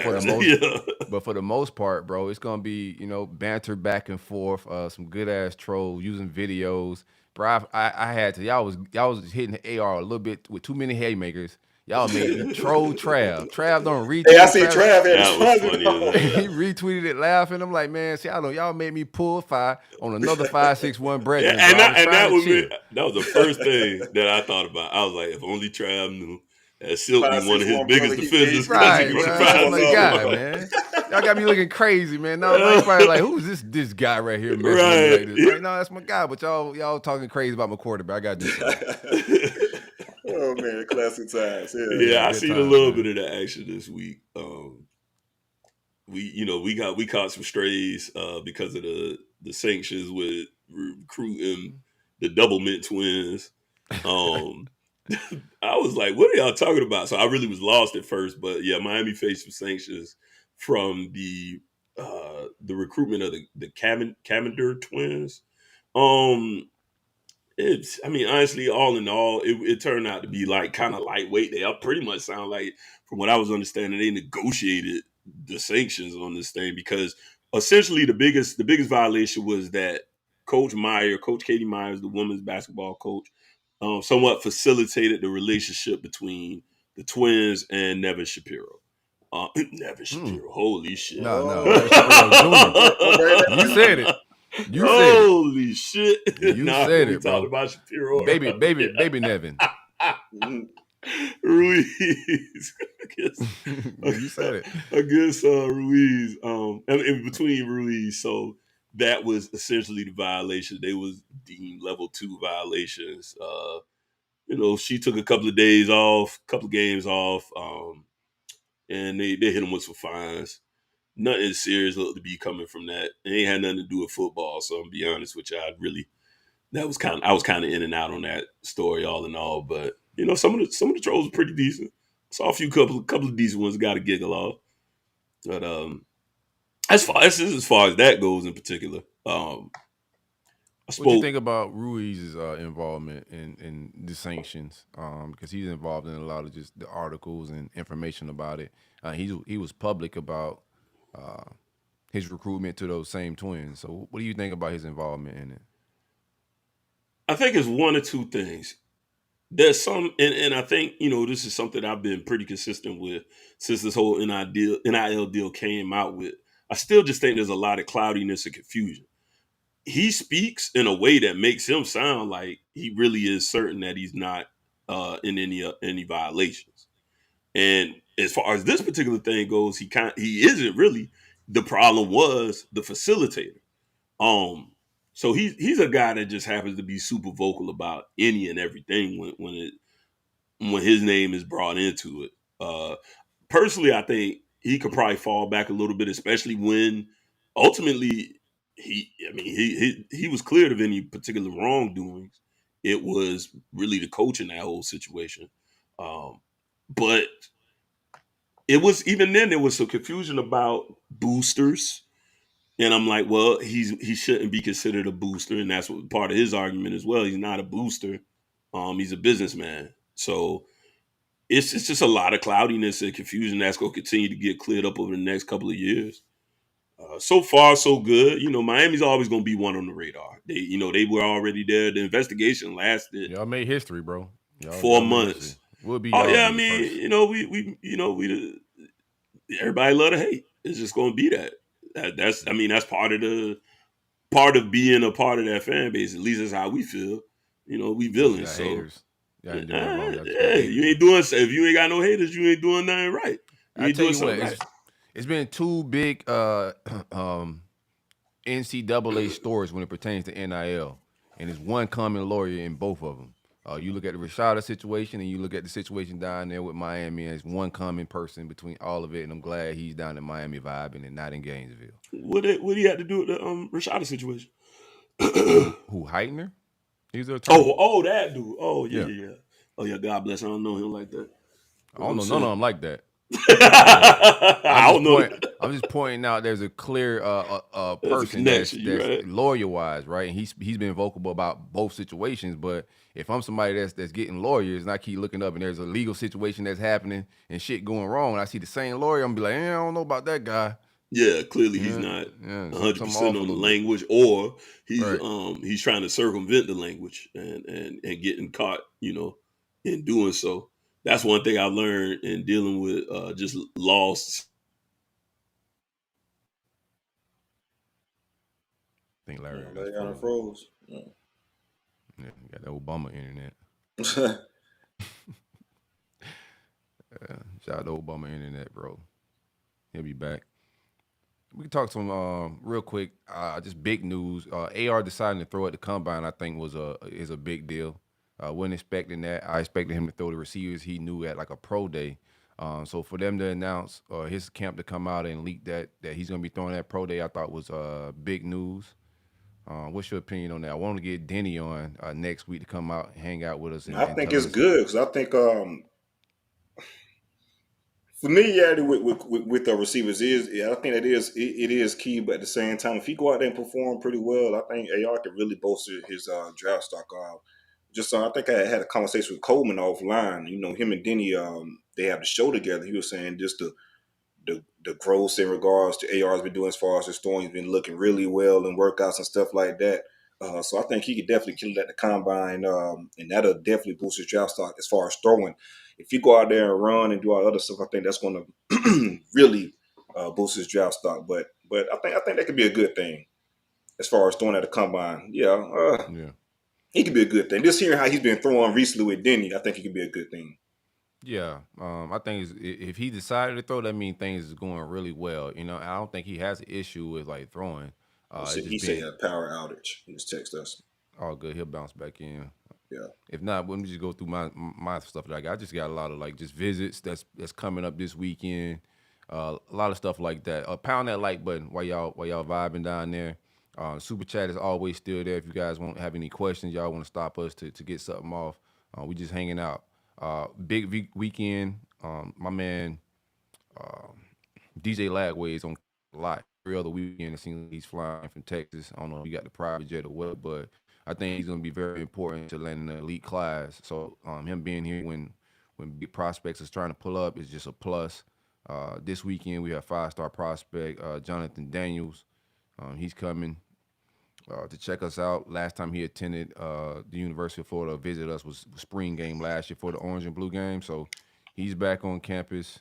Another offensive tackle from the 2024 class, Ty, I think it's Hilton, Hylton. However you say that. He'll be visiting this weekend as well. He's a late riser, getting a lot of like offers from your Marylands, your North Carolinas, your South Carolinas. But we just entered that market with an offer this in the last 2 weeks, and now he's coming to pull up this weekend. Another guy right here from the crib in Palm Beach, who's going to be a guy. He's at Cardinal Newman. His name's Kevin Levy. He's an athlete. He plays both sides of the ball. 6'1", 170. Jimbo's involved in his recruitment. Kentucky, Louisville, Florida State, Maryland, North Carolina. He should be returning to Gainesville. He got offered early January on the visit. He should be returning March 25th. I think that's going to come down to the big three and A&M. just from some stuff I heard. Who else we got? Mario Carver is coming from Pinson, Alabama, a 4-star wide receiver. He's visiting this weekend as well. Good to have, like I said, my man on campus with DJ Lagway. Kai Greer is another offensive lineman, the number 28 offensive tackle, number 445 prospect overall, top 15 junior in North Carolina. His recruitment has involved Texas A&M, Kentucky, Miami, Penn State, Louisville, Oklahoma State, Missouri. He's coming this weekend as well. Trying to shore the trenches up. Rob Sell and Jay Bateman are the guys that lead his recruitment, so we'll see how that goes this weekend. Jay Bateman has been on a tear on the trail. Got some good linebackers for us. Already committed. Cam Pruitt is a cornerback that has 0 stars. He's from Theodore, Alabama, 6'3", 185-pound guy. I look for him to skyrocket in the recruiting rankings. Very athletic dude. This is the prototype of how they like him these days. Long, rangy.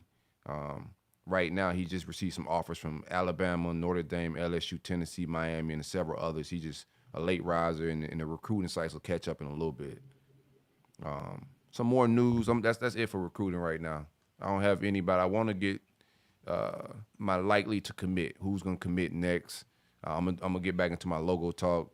We just brought on some newer producers and a new marketing team, so we're gonna crank back up that YouTube usage while we're talking about that. But I'm gonna give my likely to commit next type joints later on this weekend on the YouTube channel. Y'all just subscribe and check that out. Coaching updates.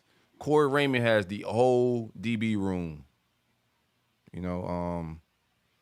Defensive coordinator bounce. He was coaching the safeties. It was split. I talked about it last show, but last show didn't get aired. But there was a lot of behind-the-scene things with Corey Raymond that he just wasn't feeling. And one of the things he wasn't feeling was his say-so. Like the coverages being played Patrick Toney wasn't giving him a lot of say-so as far as like what they were running. And Corey Raymond wasn't really feeling that. As an older guy, I can only just think about the nuance of a young DC like Patrick Toney not taking the advice from a Corey Raymond who's an absolute legend in the field. So it was a little bit of just miscommunication or just discontent, I would say, from Corey Raymond in that aspect. Billy did the appropriate thing with giving Corey Raymond the entire room, let him run the show as for the DB coach. So communication-wise, I expect that to be better this year just from that standpoint. But we still have some spots we need to fulfill on our staff. We did bring in our defensive coordinator, but we also lost Kerry Colbert this week. We were already looking for a tight end coach, and then Kerry Colbert got an NFL job. He's going to coach receivers in the NFL, which is a good thing. I know people you want continuity, right? Like that's a plus to be able to have continuity and have the same staff from year over year. It's going to help with just play calling and just implementing your culture and your system. So losing coaches is not a great thing, but losing coaches to lateral moves, or when you fire coaches and they go down, that's a different type of look. Like you look at Mullen's staff when everybody was fired and let go, very few guys made lateral moves or even went up. Like most of those guys took lower jobs. So that was an indicator of the hiring type of job he did with putting the staff together. The fact that now the defensive coordinator did take a step back, just keep it a beam. So he's taking a step back and taking a pay cut. Everybody else went up and made upgrades. The story with Patrick Toney is just the word is that he wasn't feeling this the energy of Gainesville. I don't know if the wife was feeling the message boards and the Twitter and the different apps, man, because a lot of people was calling for his head. So he wasn't feeling the vibes of it. So I think it's a good move for him if he don't want to recruit or he want to just get into an easier atmosphere. Was like college, just keep it a bean too. We talked about this in the roll-up chat. These dudes that have opportunity to go coach in the NFL, they're gonna want to do it because they don't want to recruit, bro. You get more downtime. You get to go to Cancun and Cabo more when you fucking ain't recruiting 16-year-old kids offseason. So NFL is the pinnacle, and a lot of these guys, I think Corey Raymond would be going off our staff if the NFL was giving DB coaches $1 million a year type shit, right? The only thing that kept Corey Raymond around is that salary is pretty big. You're not going to just find too many programs or NFL teams paying a DB coach that type of bread. But outside of that, it's going to be hard to keep good coaches in college football. As you've seen with Nick Saban struggling to get a DC, he brought Steele back doing a retread. It's just hard to get good guys, man, because of what NIL and recruiting is. Go ahead, Larry. No, I was just to piggyback off that point. Yeah, the NIL market added in just one more headache for coaches, and I think, especially these more seasoned veteran guys, they're not for it, man. And I don't blame them. These kids are hard enough to deal with because you're dealing with young men that are still maturing and going through a mental process of becoming who they are. Some of them come from situations where, like our guest just had, like the guest we just had, he came from a coach's background. So he has a different respect for coaching and for a coach's time. You got a lot of these kids, man, they want to troll and play games. And now I got to worry about, he making more money than me. And it's a lot to take on at that level. And they're not professionals yet. Once you get to the NFL level, that you're dealing with professional men who still understand and respect the coaches and their roles and their duties. Now the landscape is changing so much. One theory that I had, and like I said, we brought up in the group chat, I think you're going to see more coaches probably have to kind of scour the high school ranks and find some really good guys there so that you can build some of this stability. It's going to be hard. A lot of these guys now, as soon as the NFL comes a calling, it's like, hey man, you know what? Yeah, I'm gonna make 50 grand less a year, but I'm gonna get so much more downtime. I don't have to deal with young personalities. That's an awful lot to deal with. Yeah, quality of life matters an awful lot. Absolutely. I think honestly, speaking of, I really think that's kind of what it boiled down to with Leonard Hankerson. I think he was close to coming. We were going to give him more money. He would come to Florida, so he wouldn't have to pay the state tax. He's got 5 kids, so I know he's looking at more money is always a good thing when you nice got 5 miles. Yeah, that's why I thought he really might come. Once I found out he had 5 kids, I was like, oh yeah, he coming home. Yeah, but I think for sure, I think that really was kind of what made the decision for him to stay at San Francisco was, and he's coming off a great tree too. That tree's doing well. So that's another thing. These coaches, if you're coming right now from the Shanahan tree, that's a good tree to come off right now. So he could be looking at an OC job in a few years. So I think that played into his decision as well. So far, real quick, now we'll let you move on. I saw this tweet the other day. It says 17 FBS assistant coaches have left for the NFL job this season. The Cardinals hired 4, Denver 3, New England 2, and the Panthers 2. So it's a trend of these guys moving on up to the next level. And I can't particularly say that I blame them. Into some of this stuff, it's going to take a certain personality to come deal with all that. I'll say that. And this is, I don't think it's a bad thing, because I think the coaching pool in college need to get younger. I'm tired of the retreads of the same old names, right? So, and I think your support team, like those support staffers, you better have a good support staff, because at any given moment, your coach can be taken like right before spring football, and you may have to just promote. Like Notre Dame LSU, I think somebody just lost DC, and they got a cold call. So your support staff, those guys you got on the off the field, they need to have resumes that won't look crazy if you bringing them up on the field in a crunch. You know what I'm saying? Right, like right before a spring ball type joint. Because when the NFL come calling, dog, like, motherfucker gonna bounce. Yeah, we just lost Rod Wright. He ain't do nothing crazy with us, but NFL call. See ya. He's out. We'll get into Miami talk. I got a couple questions as far as that, but I'm wrapping up mine. Receiver, what I'm hearing as far as wide receiver coach at Florida, Ike Hilliard wants the job. He's interviewed for the job. Former Gator, great, absolute legend.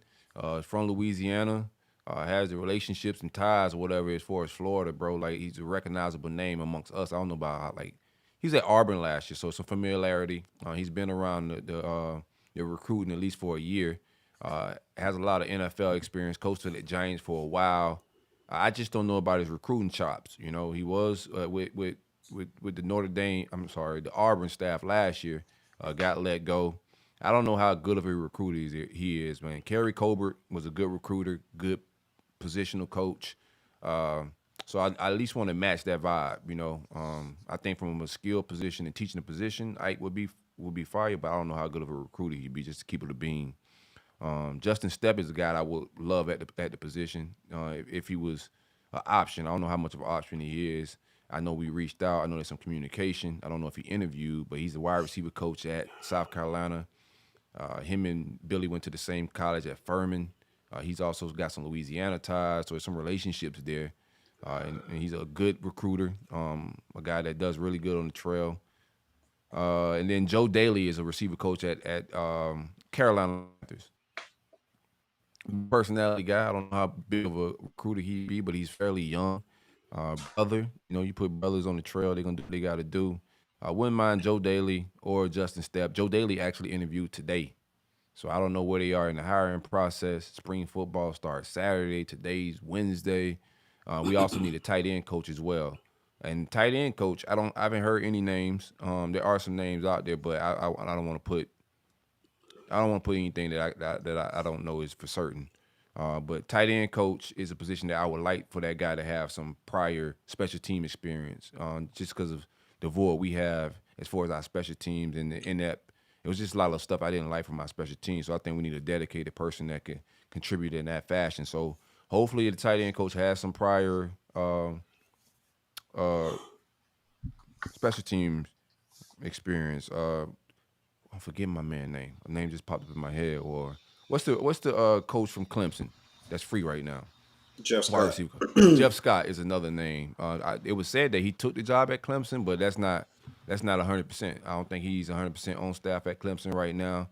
I would love to bring Jeff Scott in as wide receiver coach and maybe passing game coordinator or something like that to help Billy out the passing schemes, you know, in that fashion. He also has prior special team experience, so that's an opportunity to maybe get a guy like Jeff in with a big name. I don't know where Jeff at with it, but that's just my thoughts on the situation.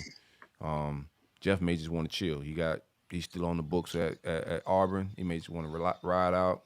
USF. USF. I'm sorry. Yeah, USF. Yeah. Yeah, I know. Clemson was talking about bringing them on all field.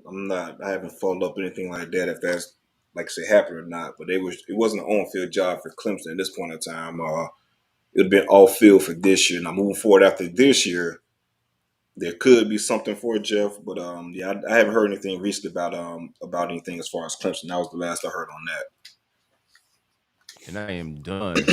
Pat, smash that like button, smash that like button, smash that like button. S. Dot, I see you down there hanging out with us.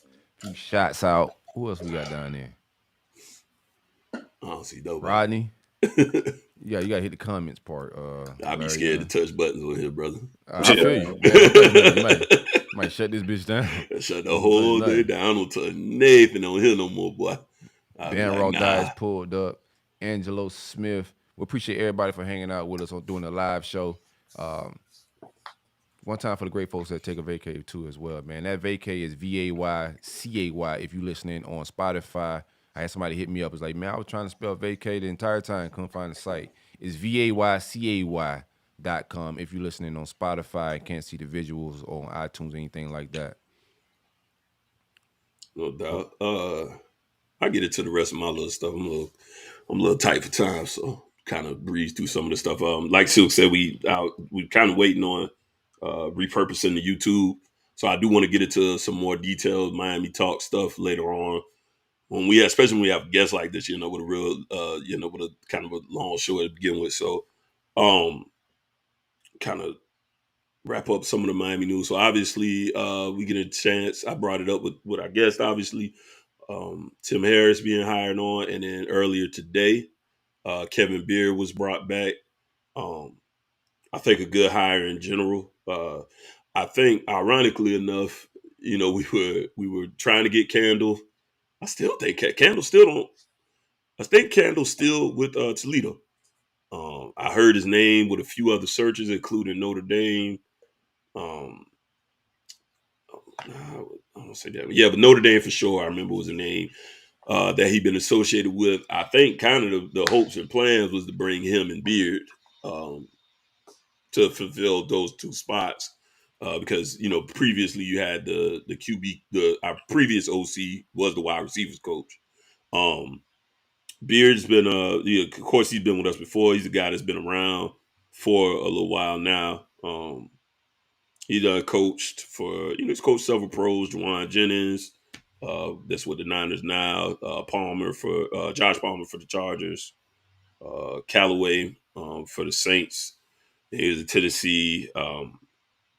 He had Toledo sophomore Jerron Newton. It's all conference with 53,800 and 9 tutties.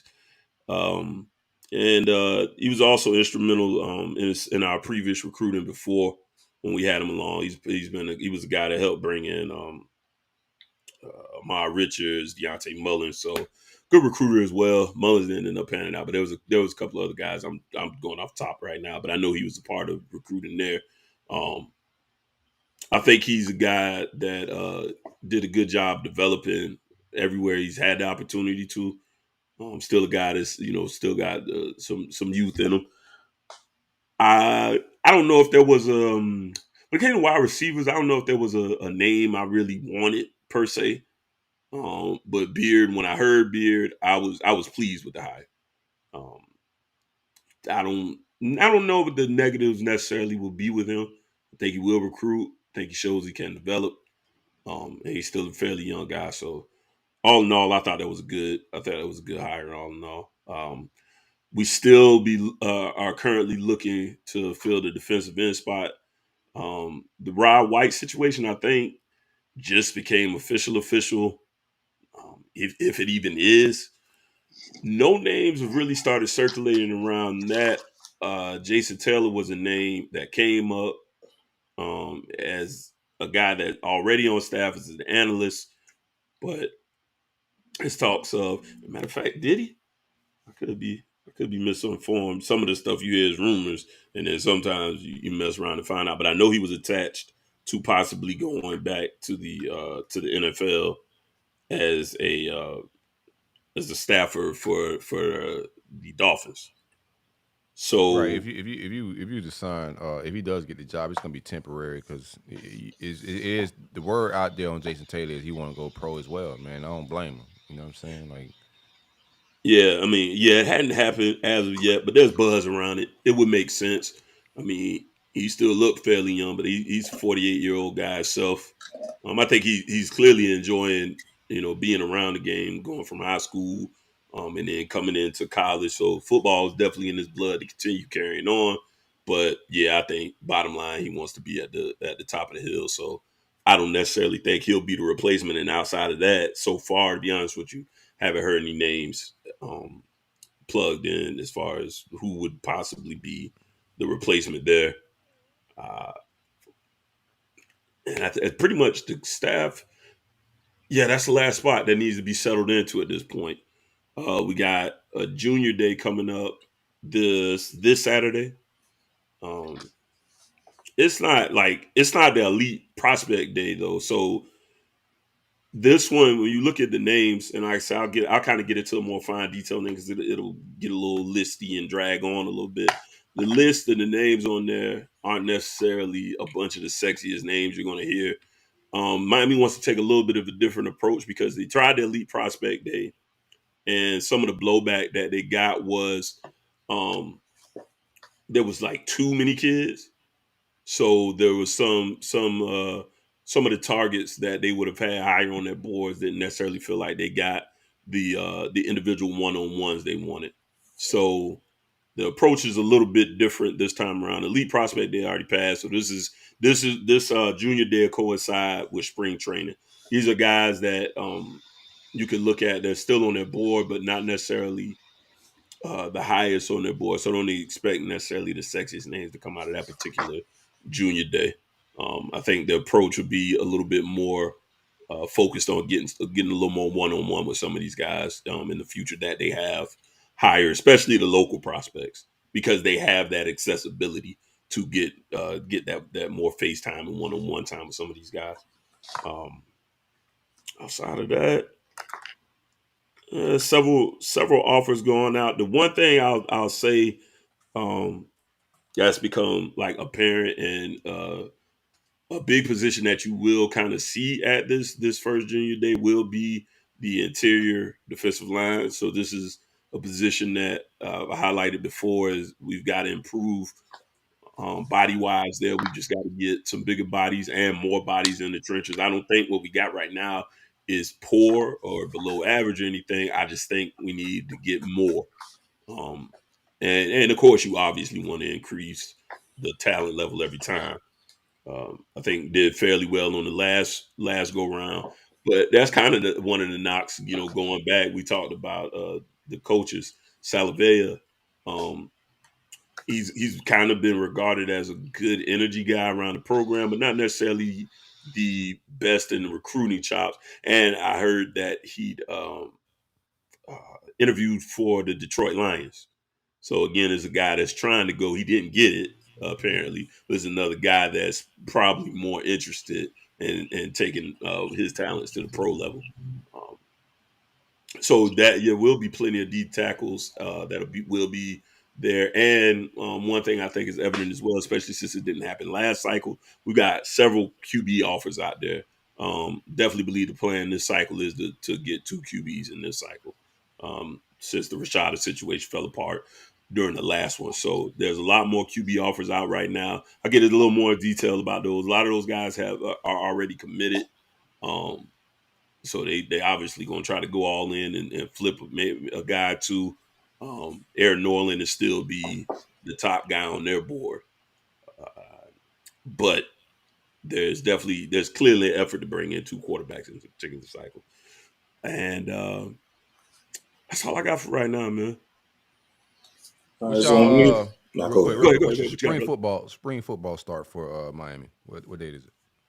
It'll be this Saturday. This Saturday? Wait, hold on. I had the calendar right in front of me. I think so, man. Yeah, the 4th. I think it is a Saturday, yeah. Because it coincides with the junior day thing, yeah. Yeah, it's quick, man. And we ain't the only coach, we ain't the only staff, that don't have all the guys in place. I love it. These guys taking off to the NFL, man. I heard something about them trying to take Atkins, man. Oh yeah, we know that. Up the ante again. Boy, Atkins going woof. Money is money, baby. When you got it, you got it, right? I see you, big dog. Eventually, y'all gonna lose that one coach everybody want. They're gonna be Atkins. No, I think Atkins go. When we lose Atkins, it'll be not this year. I think it'll be next year. But it'll be a head coach job. I think Atkins is definitely in line to be a head coach job for sure. So yeah, I think this maybe 1 or 2 more years with Atkins, and that's a wrap. I've already been prepping for that damn exit. Since he came on campus, man, he a dog. But speaking of Larry, I kind of brought it up. There's been some a little bit contract extensions on a couple of coaches. I'm not gonna jump into all of them. Of course, Mike got a contract extension. He's getting paid $8 million. Atkins, he's getting paid like 1.1 or 1.2, and Fuller's over $1 million as well. So both coordinators over $1 million, and what's up with the Donk, man? The Donk he's still on 6 months. Donk got paid, man. Nah, he got paid. My dog got to contract extension to 2025, I'm not mistaken. And it's paying around $600. Congratulations. That's your dog now. Okay. That's what's up. It's a dog. I'm gonna keep it consistent, baby. You're doing good. I'm gonna call it a bean. You're doing good. You're doing bad. That's one thing I will say. That 1 year contract, it built some character for my boy. It built some character. Yeah, he had some clarity. He had to look himself in the mirror. Yeah. It built some character. Right. Yeah, do some soul surgery because it's been a rough couple years. You got to do some soul surgery, bro. Yeah, against the ropes, bro. Yeah, so we said, all right, 1 year extension, bro. This is what we gonna do. That's what's up. I've been there. You ever been on your final scratch at the job? Yeah. You had to get right, bro. My dog tight enough for sure. Them bills flash before your eyes, bro. Like, oh shit. Yeah. How you think I felt when this power just went on? Like I just paid them people. Right, but yeah, speaking of spring practice, we started spring practice March the 6th, which is Monday. I'm going to try my best to be out there for it. It's looking like I should be out there. So next week's show should be pretty, I don't know, depending on how I go, man, I may do get in line and do a separate YouTube as well, just focus on spring practice itself and do that. I may do that. We're going to turn back up, TJ. We got to turn. We slowed down, but we was organizing. We're going to turn back up on the content. Yeah, you're right, bro. We got to pump back. I think I'm going to do that instead, and then just do the quick hits on the big show. So, yeah, you guys look out for that. If I do end up going to practice, we'll have something out to you guys pretty soon. But we got some visitors for this weekend. As you guys know, it is March the 1st, so the dead period is officially over. So they're starting off the weekend with a bang, man. March the 3rd, and also Larry Young's point, March, well, I'll get to that in a second. March the 3rd, this upcoming weekend, we have Chance Robinson, 4-star receiver out of St. Thomas Aquinas. He's going to be on campus. Also, we have on March the 4th, the pair of 5-stars from Chaminade, Jeremiah Smith and JoJo Trader. They're supposed to be on campus March the 4th. So shout out to them. Don't forget those boys. Getting those 3 receivers on campus, rather. I know he's really high on all of those guys. That's all I got on that weekend. Next weekend, we got a couple of visitors throughout the week as well, but March the 11th is going to be another junior day for FSU. That's one thing I do like about what this staff is doing this recruiting cycle. Larry and I kind of hit it on this, the junior days. They had like 3 in February. They got one next March, and they got a bunch on late out April. They're trying to get a lot of kids on campus just to identify guys and get a feel for kids. So I do like that because, typically a school will have 1 or 2 junior days. They're taking a different approach with this. But on March the 11th, that weekend is going to be a really big recruiting weekend for FSU.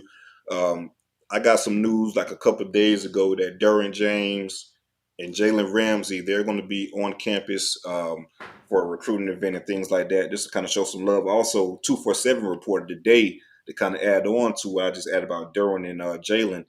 It's kind of going to be centered around the 2013, the 99, and 93 national championships, because you're going to have I guess you could say a household name, so to speak, from all 3 of those teams that's going to be on campus as well. So I think it's going to be a pretty cool event to have all those former Knowles around and have all those kids on campus with it. That's really dope. I'm not going to get into the names this week. I'll get into that into the visit names for that weekend on next week's show, which is that Wednesday, of course. But it is one name I do want to get out who already confirmed he's going to be on campus for that weekend. And of course, it lines up with Derwin James and Jalen Ramsey. That's a 5-star defensive back, Charles Lester from Sarasota, Florida. He says he's going to be back on campus that weekend. That's going to be something to watch out for. Watch out for him on that visit. I said that it could be some smoke to him popping early and knocking it out. So that could be something to watch out for Charles Lester that weekend. That's the only name I'll highlight right now. We'll get to the rest of them next week. That's pretty much all I got, fellas. For sure. All right. Shout out to Charles Lester, man. I hope y'all don't get him. For sure. That was a dog, man. I like that kid a lot. Play him every year. I don't want to do that. I like that one bit. Real quick. What do you guys think about the Jalen Carter situation? Jalen Carter has been issued a warrant. Let me find the exact article. I don't want to misspeak on it. Yeah, Larry, you just be waking up, bro. So you. Yeah, bro. Yeah, yes, sir.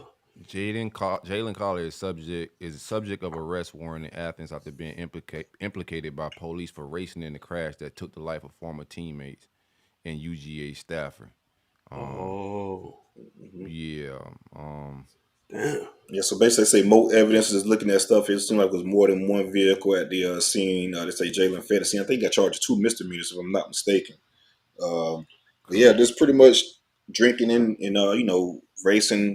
racing after the fact, man. So real terrible, not terrible situation. Well, it is a terrible situation, but it's nothing that as far as Jalen himself and his draft stock specifically, I don't think it's going to affect anything like that. I still think it's going to be top 5 type of pick. Talent is there.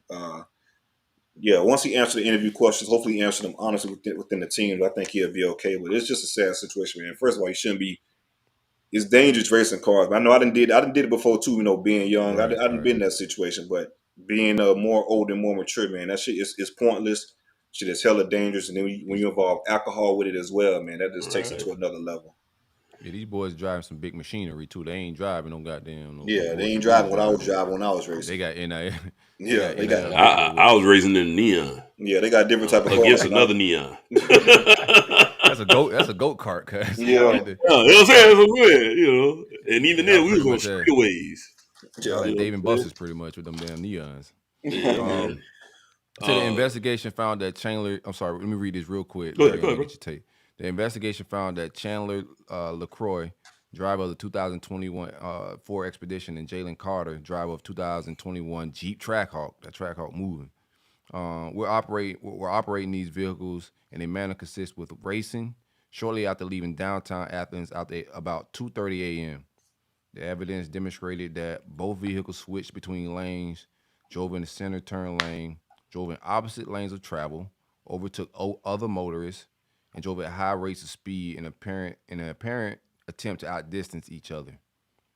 Evidence indicated that shortly before the crash, the expedition was traveling at about 104 miles per hour. The toxicology report indicated that LaCroix's blood alcohol concentration was 0.197 at the time of the crash. Investigators determined that alcohol impairment, racing, reckless driving, and speed significant contributions to the factors to the crash. He's been charged with a couple of misdemeanors after the fact. They double back. What's your take, Larry? My bad. No, you good, bro. Piggyback off what CJ said, that's a lot of young activity, but I know we have younger listeners as well. Just be mindful. You hate to see this situation play out, period, because his draft stock be down. I know a part of him has to be dealing with the guilt of, damn, if we wasn't, playing around like that, bruh still be here. And so you got to think about the fact that you lost a brother, in this whole incident, and you could lose your life or cost the lives of people who totally not involved. Doing 100 miles per hour anywhere in Athens is insane. There's nowhere to go 100 miles per hour. I've been to Athens several times. There's absolutely no place or space for 100 miles per hour. That is insane driving. It's just never worth it. It's never worth the risk. And I know it may sound a little corny, man. If you really want to race, they got tracks. Like amateur night stuff, y'all go have some fun that way. It's just a much safer way to conduct yourself. I understand when you're young, you feel invincible, but as you can see, you aren't. There's a young man that just lost his life doing the same exact thing. You're no different. Life is fragile, man. So, the hell with he's gonna have to deal with at a combine and all that. That's here nor there. He'll be a professional football player. That'll be done. Right. But what he won't have is a clear conscience really about how that whole situation played out. And you don't want to put yourself in that situation, man. Just play it safer. It's not worth it. That's it. I'll leave it at that. Yeah, man. Well said. I think that's all I got, bro. So, yeah, that's it, man. We're gonna be in Gainesville Friday, so any Gator people in Gainesville for the baseball game. They playing Miami. The Miami Florida series is this weekend, so I'm gonna pull up Friday with Junior and check it out. Okay, how good we rank? It's always a good tournament, though, man. Always a good. Yeah, it just so frustrated me. I'd be like, man, just beat them. Like, I don't care if we number 1 and they number 20. Right. They just got our number, man, in baseball. Pulling up down there. What else? Do I have any other updates? And shout out to the baseball team, man, and Link, the new head baseball coach. I think they only have one loss on the season. They just won a series against the top 10 team in TCU. So I'm pretty sure. I know the baseball rankings came out yet, but I'm pretty sure they should be ranked. So Link has done a really good job so far. I know what I want to talk about. Yeah, Miami was talking grease about that basketball. I went to sleep and everything. I woke up. Oh man, came right back, man. I gotta go to work, man. You got talk about no damn Miami. I ain't gonna go. Talking even what's the big time Ruiz? Yeah, Ruiz was talking Ruiz. 25. Got a nasty ass picture of that motherfucker too, man. Deuce 5, bro. How y'all, man? They said the biggest comeback in ACC history. Crazy. Bro, and that's like what? That was Florida State like 9th win of the year. Oh, we're bad. We're terrible. Yeah, they're a terrible team this year, man. Like you couldn't even take advantage of that. Like how bad this team is this year. Y'all boys done rolled over. All right. Last good money for that team. Out of here. Florida State, they are ranked. They are ranked. They're number 16th in baseball so far. After being non-ranked, I think it'd be a pretty interesting baseball season. I wish I could get to Gainesville. I'll be watching hockey Friday night. Be my first hockey game. No, we're gonna hang out on the burn. Bring my man Lion. One shout out to we get out of here, man. But shout out to my man Lion. And like I told y'all, we back on our trajectory of just pumping out content to reorganize some names and make the team a little bigger and squad up a little bit. But we back at it, man. One time for my guy Lion here in the comments hanging out. One of our new producers and one of our content team operators. Yeah, the GOAT. Yes, sir. All that fire visuals y'all see, that's him. That's our guy. Yeah. So if you don't follow us on Instagram, you don't follow us on TikTok, you don't follow us on all these different apps, go follow us on there. All the shorts, the reels. We're gonna pump out a lot of different content and keep the flavor moving a little bit, man. We appreciate y'all for hanging out with the roll up. We appreciate y'all for supporting the roll up. It's the vibes, man. We out of here. Taylor Gang. Peace.